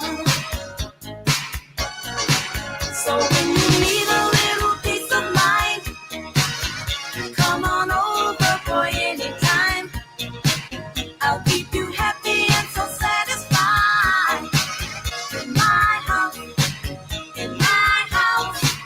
So when you need some love and tenderness, Yes, I almost was born off of this music right here. Huh? Some of us were born off of this music. Oh yes, baby. Yes. This is the 80s. I think this is the 80s.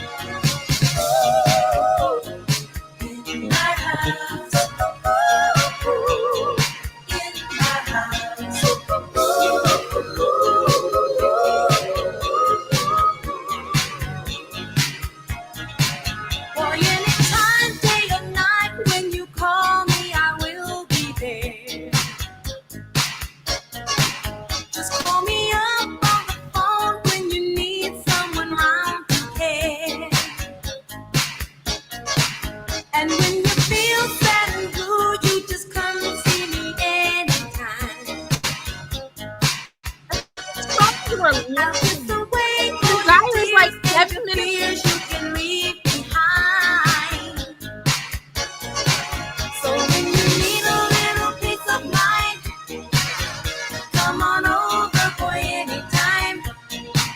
I'll keep you happy and so satisfied. Wait a minute. Sometimes you have to listen to the lyrics.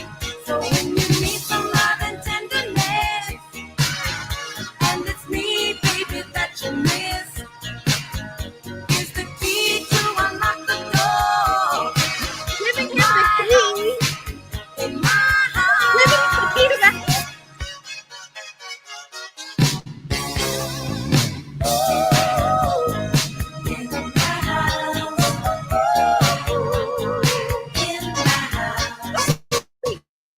Giving nobody the key to the house.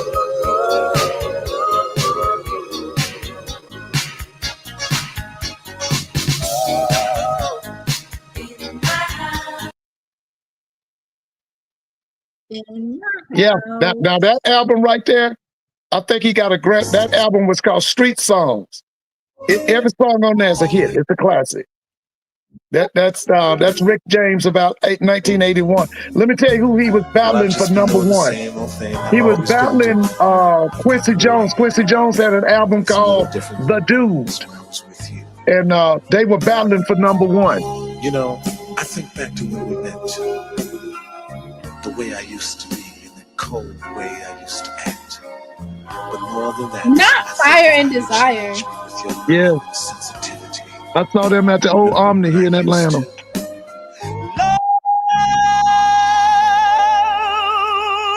them and leave them. That's what I used to do. Use and abuse them. Why am I hurting you? Then I laid eyes on you. It was pain before pleasure. That was my claim to fame.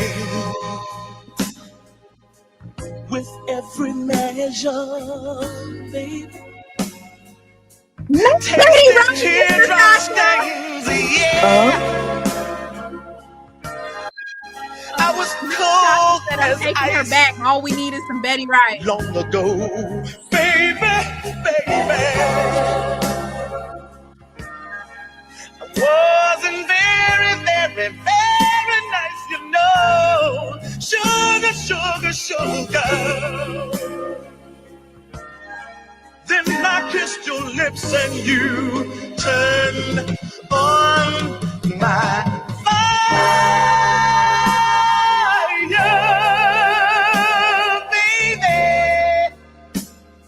you burn me up within your flame.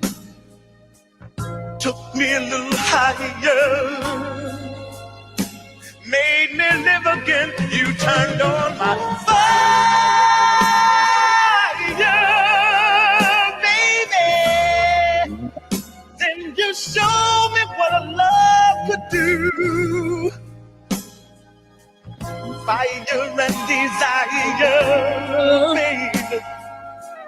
Mr. Ford, you done summer something.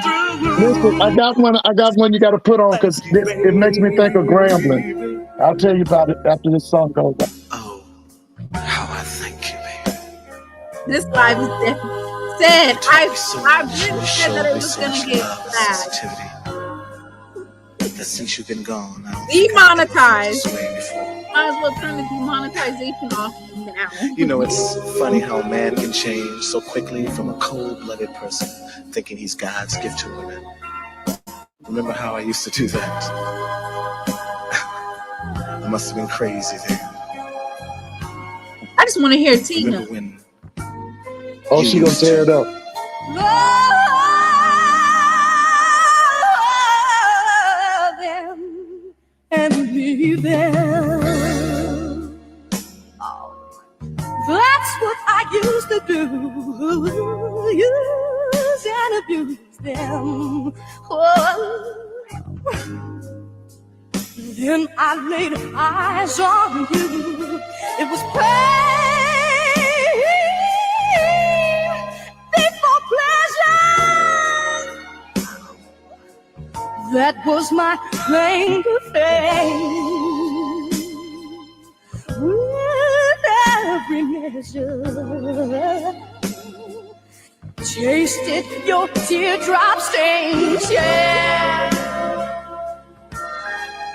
You were cold as ice long ago, baby, baby. I wasn't Bring it, Tina.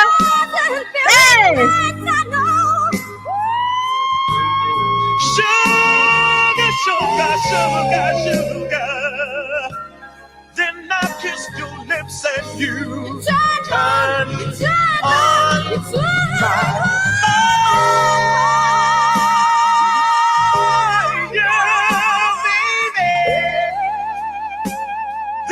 show me what I love to do. Fire and desire. Feeling good to you. You turned on fire, baby.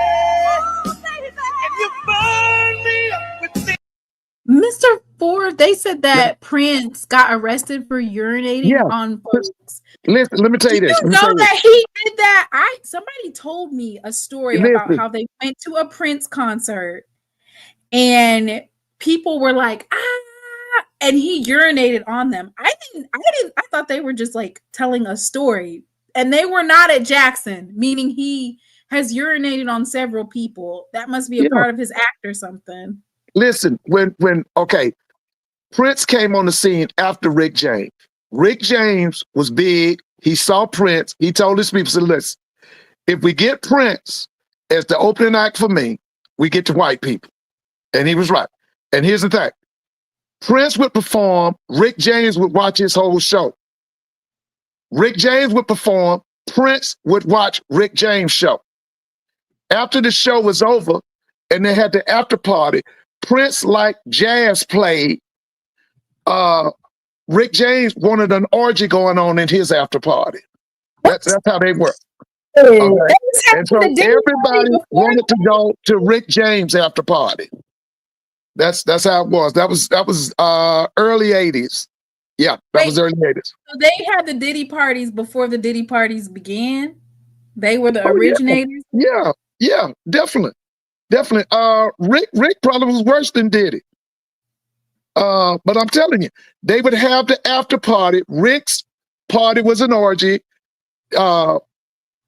Prince's party, the music was always jazz because he had his daddy was a jazz musician. That was his music, and everybody wanted to go to Rick James's party. But the stories that I was going to tell you was that in the 70s, Marvin Gaye was considered the top black vocalist, male vocalist.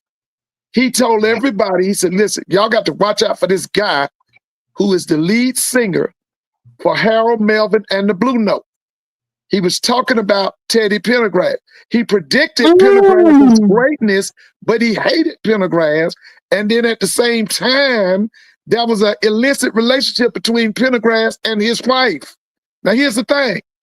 What's up with all these women sleeping with these men and they be Yeah, married? Marvin Gaye's wife turned Allegedly. Pendergrass out because he started coming out in public with her. They would be out in public and people would be like, isn't that Marvin Gaye's wife? And they didn't even care. They would be out in public. Marvin Gaye's wife turned Teddy Pendergrass out. Well, you definitely turn somebody out if you over there in public with them knowing that she's a married woman. Now, this is what Marvin Gaye's wife said.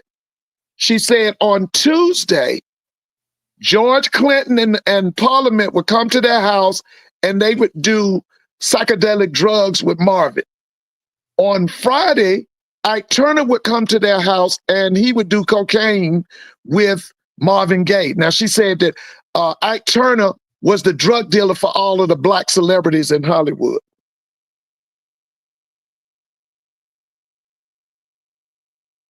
Yeah. Mr. Ford, you are dropping some, you are serving some. Yeah. 70, so I've been 80 saying that behind all of this mess that's coming out in that Diddy trial, that ain't nothing new. The Black Hollywood always been like that. It's always been like that. That ain't nothing new. But yeah. And remember so Marvin Gaye's wife slept with Teddy Pendergrass. Teddy Pendergrass, Rick James, Frankie Beverly. And Frankie Beverly. Now, the one that I think is the thing is that pathetic about Frankie Beverly was, and I love Frankie Beverly. Frankie was financed by Marvin. When Marvin heard them, he went to him. He said, first thing he told him, said, "This name, can you hear me?" Yeah, we can hear you. Okay, this whole. Oh wait, you went out, Mr. Ford. You went out. Your phone went out, Mr. Ford. Okay, so while we wait, hello? Can you hear me now? Okay, I can hear you now. Yeah. What I was getting ready to tell you. Marvin helped finance Frankie Beverly and Mays. Now and he's spanking his wife. That's your payback. And now here's the thing about Marvin Gaye. This is another story about him. Marvin was sent to Europe to get off of cocaine, to get himself clean. And he went over there for about 4 years. And he got himself clean, came back to LA. Once his friends found out, his druggie friends found out that he was coming back, they started having meetings. And the meetings were, how we going to get Marvin back on cocaine? Because as long as Marvin is on cocaine, we will have a steady supply. So when Marvin came back to LA from Europe, one of the things that his drug friends would do, they would do drugs in front of him to tempt him. Oh, that's terrible. Yeah. And that was one of the ways they were able to get him back on drugs. Oh, that is constantly doing drugs in front of him. Yeah, because see, here's the thing that most people don't know. When the shooting occurred, when Marvin Gaye was shot, it was 2 hours went by before they called the police because they had to get the drugs out the house. It was 2 hours. When he was killed? Yeah, when he was killed, because he was killed on, I want to say April Fool's Day, April Fool's 1984. You can check that. That's when he was killed. It's terrible. And they just let his body just sit there. Yeah, they said it was 2 hours before they called the police because they was trying to get the drugs out the house. That was probably the drugs. Yeah, they were trying to get the drugs out there. But like I said, now, he predicted the rise of Teddy Pendergrass. He told them that Teddy Pendergrass had superstar characteristics. And Teddy Pendergrass replaced him as the top black male vocalist. Now, eventually, Teddy Pendergrass is going to be replaced by one Luther Vandross. Okay, it was Luther Vandross that replaced Teddy Pendergrass. Marvin Gaye was shot by his father? Yeah, supposedly he was shot by his father. You belong to me. Mr. Ford, whose wife was in Teddy Pendergrass's car? All of the I didn't hear. I didn't hear you. What did you say? Who was in Teddy Pendergrass's car? No, whose wife was in Teddy's car? No, when he had the accident. No, it says whose wife in there. And folks are over here talking about you spitting facts on this tea that you dropping. Listen to me, baby. Oh yeah, during the accident, who was in the car? That was she's still living. The lady that was in the car, because now she makes the accusation. She says that the night that he had that car accident and was paralyzed, she said when he hit the brake, the car exploded. She makes the argument that that car was tampered with. Now, one of the things that she says is that Teddy was hated in Philly. A lot of people in Philadelphia hated him. Oh. Yeah, that he was hated. But she says that she believed the car was tampered with because when he hit the brake, the car instead of stopping, it took off. What? Yeah. That lady's still living. The lady that was in the car with him the night he had that accident, she's still living. They had her on television, I want to say last summer. She's still living. There'll be times when Nothing was trying to kill him. trouble. Trying to be that rising star. But don't worry. Oh, I had a request. I wanted you to play a song for me, and I'm going to tell you why I wanted to play it. It's something me and you always talk about.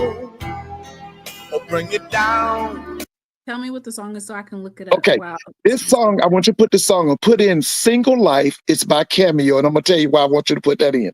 You know, you and I always talk about my stint at Grambling State, right? When I got to Grambling State, I got there in August of 1985. When I would go to the football games, we had a high-scoring offense, right? And when the offense would score, the band would stand up and play this song. It was called Single Life. I want you to play this. The World Fame, they would stand up and play. It would go sing, and the whole crowd, all of the college students would be single. Play that. You'll see what I'm talking about. It was by it was by Cameo. Okay, I'm gonna look it up. Single Life by Cameo. Cameo, yeah. Single Life by Cameo. And the whole band would sing it. And Lord knows I'm a king to you, yeah. And we belong to each other, baby. Yeah, you go through my head. You remind of everything I say and do.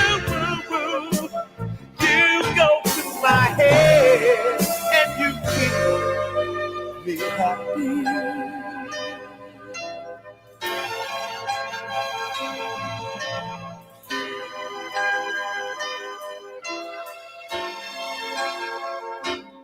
Ooh, baby,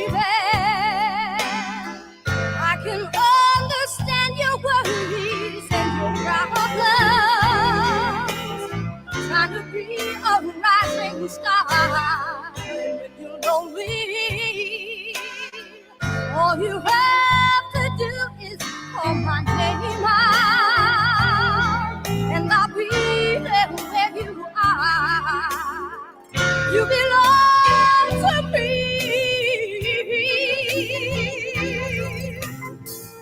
Lord knows I belong to you, and we belong to each other, baby. Yeah, you go to my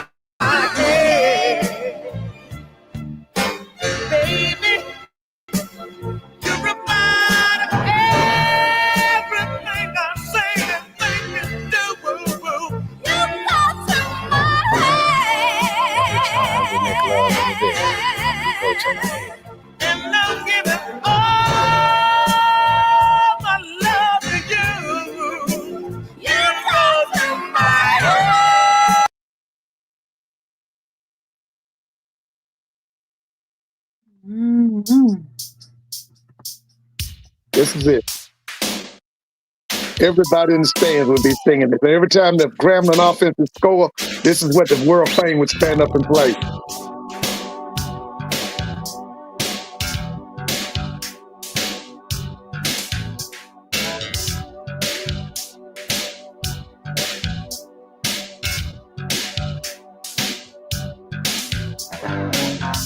Every little thing you do makes me smile.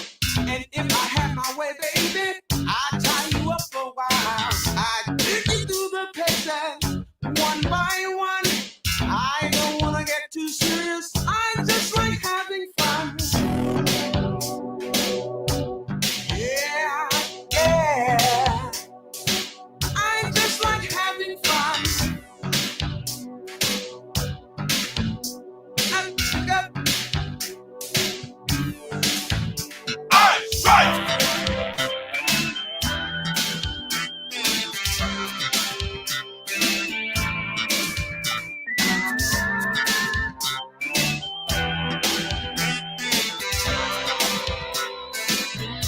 I'm living the single life. Single. They would play that, Mr. Vaughn, every time. Oh, Bethune-Cookman plays it. Yeah, I'm telling you, World Fame played it back in the 80s when I got to Grambling. The whole stands would stand up and sing it with the band. Then, you know, it's college kids, so you know the single life. It had a theme. Everybody was single. It's always the first step in us having a good time. World Fame could play it too, boy.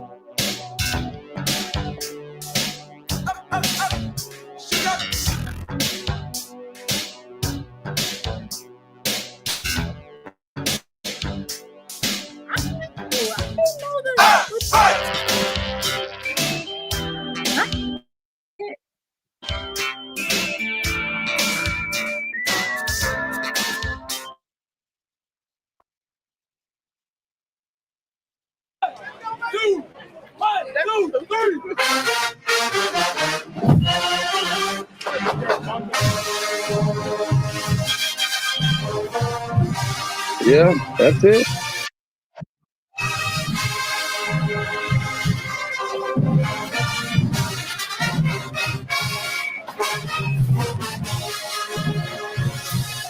Hey, Bethune.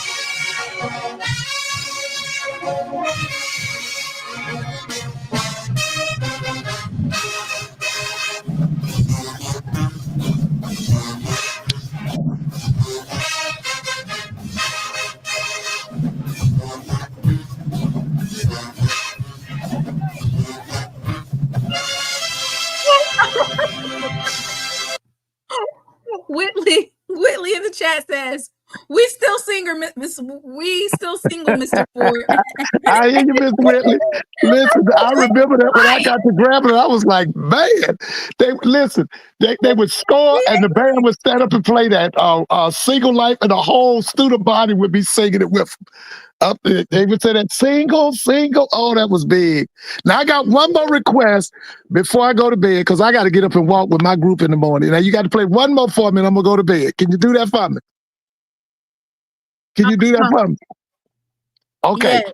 Okay. Let me tell you this story, and then I'm gonna tell you why I want you to play.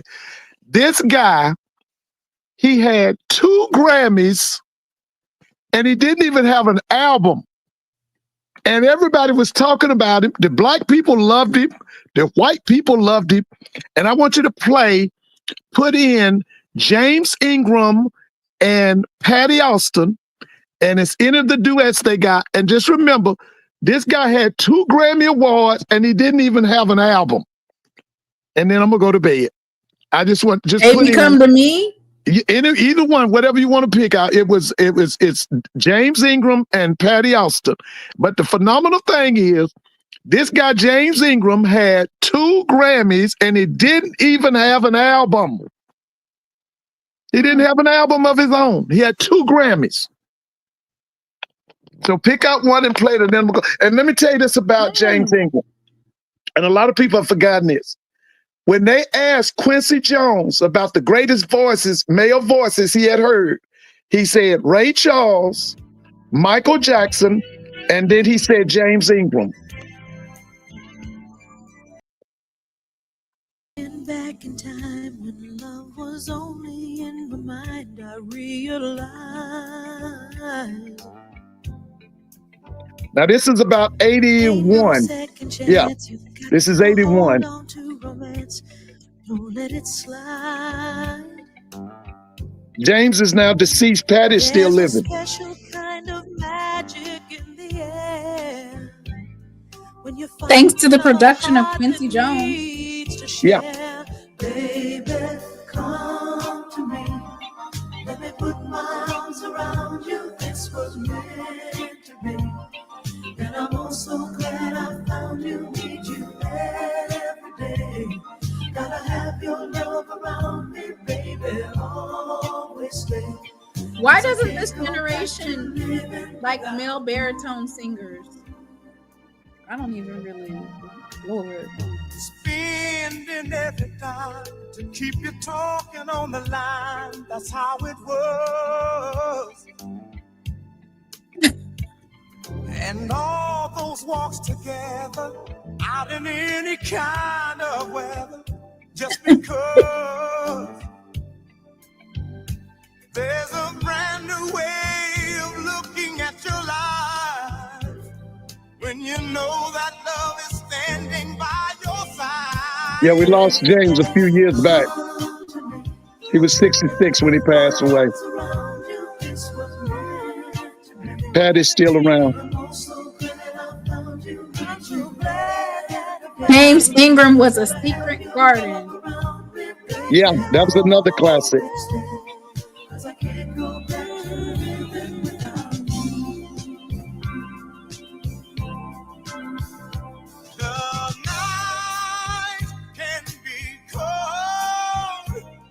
There's a chill every evening when you're all alone. Don't talk anymore, 'cause you know that I'll be here to keep you warm. Keep me warm. Baby, come to me. Come to me. Put my arms around you. This was meant to be. And I'm also Listen, you have a good night. I got to get ready to get up for meet my group in the morning. Y'all say nice to support who turned this into the SheLovesThee juke joint. Yeah, we have to do it again. I went to the bar the other night. Me and my wife just got into it. All right, Mr. Ford. Good night. All right, have a good night. Okay. Saturday. Okay. As I'm walking in the bar, All right. I see an old man sitting there. Decided to go sit by, and wasn't that many people there that night. So I walked up to him, tapped him on the shoulder, asked him, could I sit down? Looked at me, said, young buck, sit down. Mr. Ford got us all warmed up. What's going on? Exactly. I said, man, that woman, man. He looked at me and he said, I seen that devil around your back when you walked in the room. But before you say anything, young bro, this is what I want you to do. He said the same thing you did to get her. Gotta do the same thing to keep her. Listen. He said you gotta leave these streets alone. When you find your woman, back and make a house of home. That's what he told me. He looked at me and said, young buck, I've been married 40-some years. And let me tell you something about that woman. When she complaining, that's just her way to let you know you ain't listening. If she ain't complaining, you should be worried. I'm gonna tell you something about that woman also. She love you. She gonna make sure you got clothes on your back and food on your table. She gonna always keep you in mind. But sometimes me and we let our pride Thank get you, away. Bonnie. But before you Glad do you enjoyed anything, this is what I need you to do. Oh, He said the same thing you do. Gotta do the same thing. Keep us. Listen. He said you gotta leave these streets alone. When you find your woman, that is crazy. We've been going here for a minute. He looked at me and said, I don't even want to hear it. And I ain't any type of brother to take nobody's side, but I can look at you and tell you ain't been doing what you supposed to do. I just don't know, man. Seems like nowadays, me and you new generation, y'all want a woman to take care of y'all. Wait But I'm a from the old school, minute. brother. I was brought up to take care of a woman. And when you take care of that woman always gonna take care of you. But I ain't gonna hold you long, young brother. Take a minute, listen to me. Every shot of that whiskey got you thinking, do she love you or love you not? Not being consistent with that woman will always put you in the bad spot. As men, we gotta remember that we set the tone, but you would never leave that woman if you need these streets. That's something better than what you got at home. If you did the thing that you did in the beginning, it'll never end. You gotta learn how to be a partner, a lover, and a friend. He said a man's biggest flex, it ain't his money, cars, or his clothes. It's how well he treat that woman, and that he told. If she ever had you down and stuck around when you went on your feet, don't let me women have that alone in these streets. If you treat her good, she gonna always treat you better. Cause one man's trash is another man's treasure. He said the same thing you do. Gotta do the same thing. Keep us. Listen. He said you gotta leave these streets alone. And when you find your woman that can make a house a home.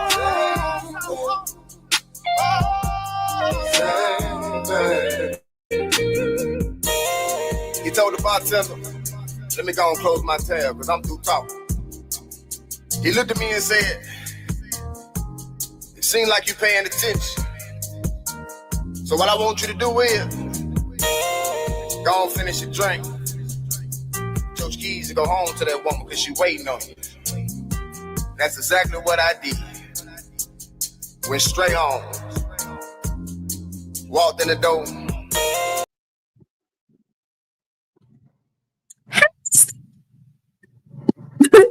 Listen, this live, wow, that went from one thing to the next, and we ended it with some soulful music from the 70s and 80s.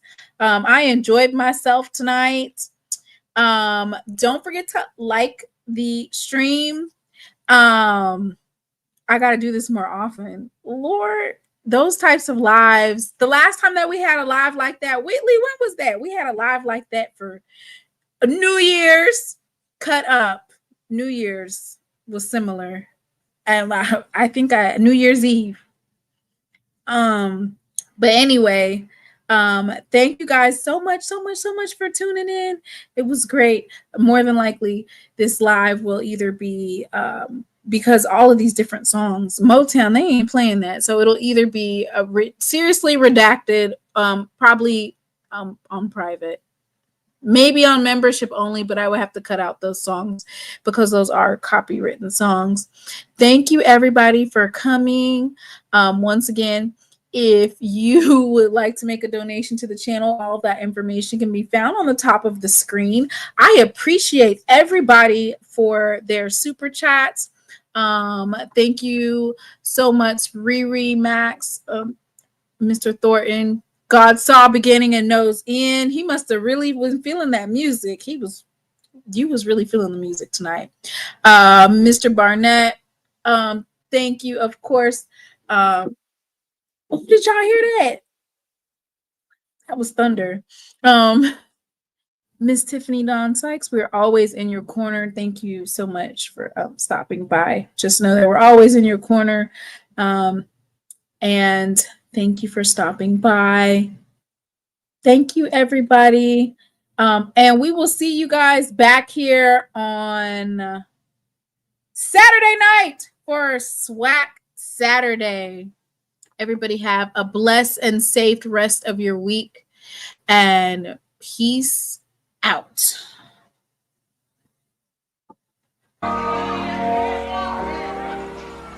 I've had some weary days and some sleepless nights.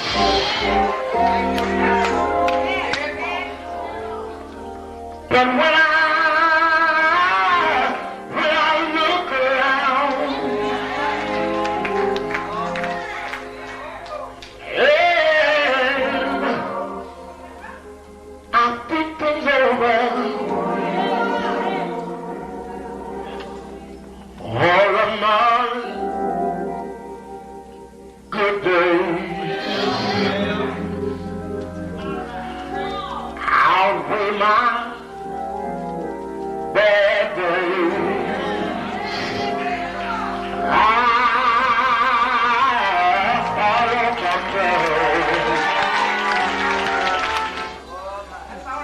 The clouds hang low.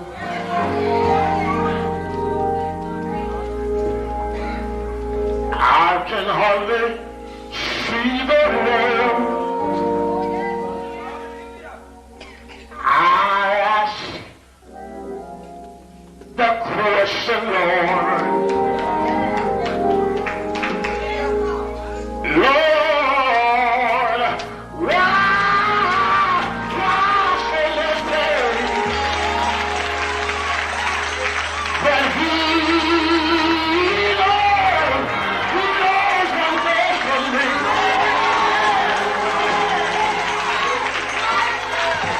Although my weary eyes, they can't see,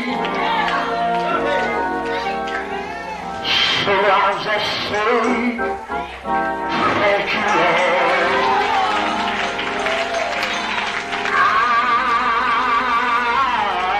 I won't complain.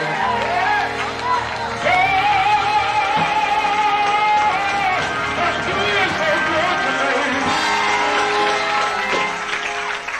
He's been good to me.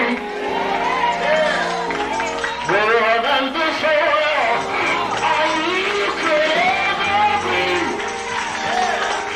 He's been so good.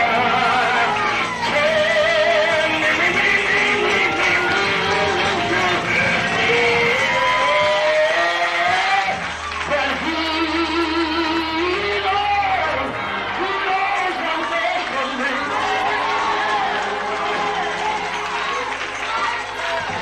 Although my weary eyes, they can't see,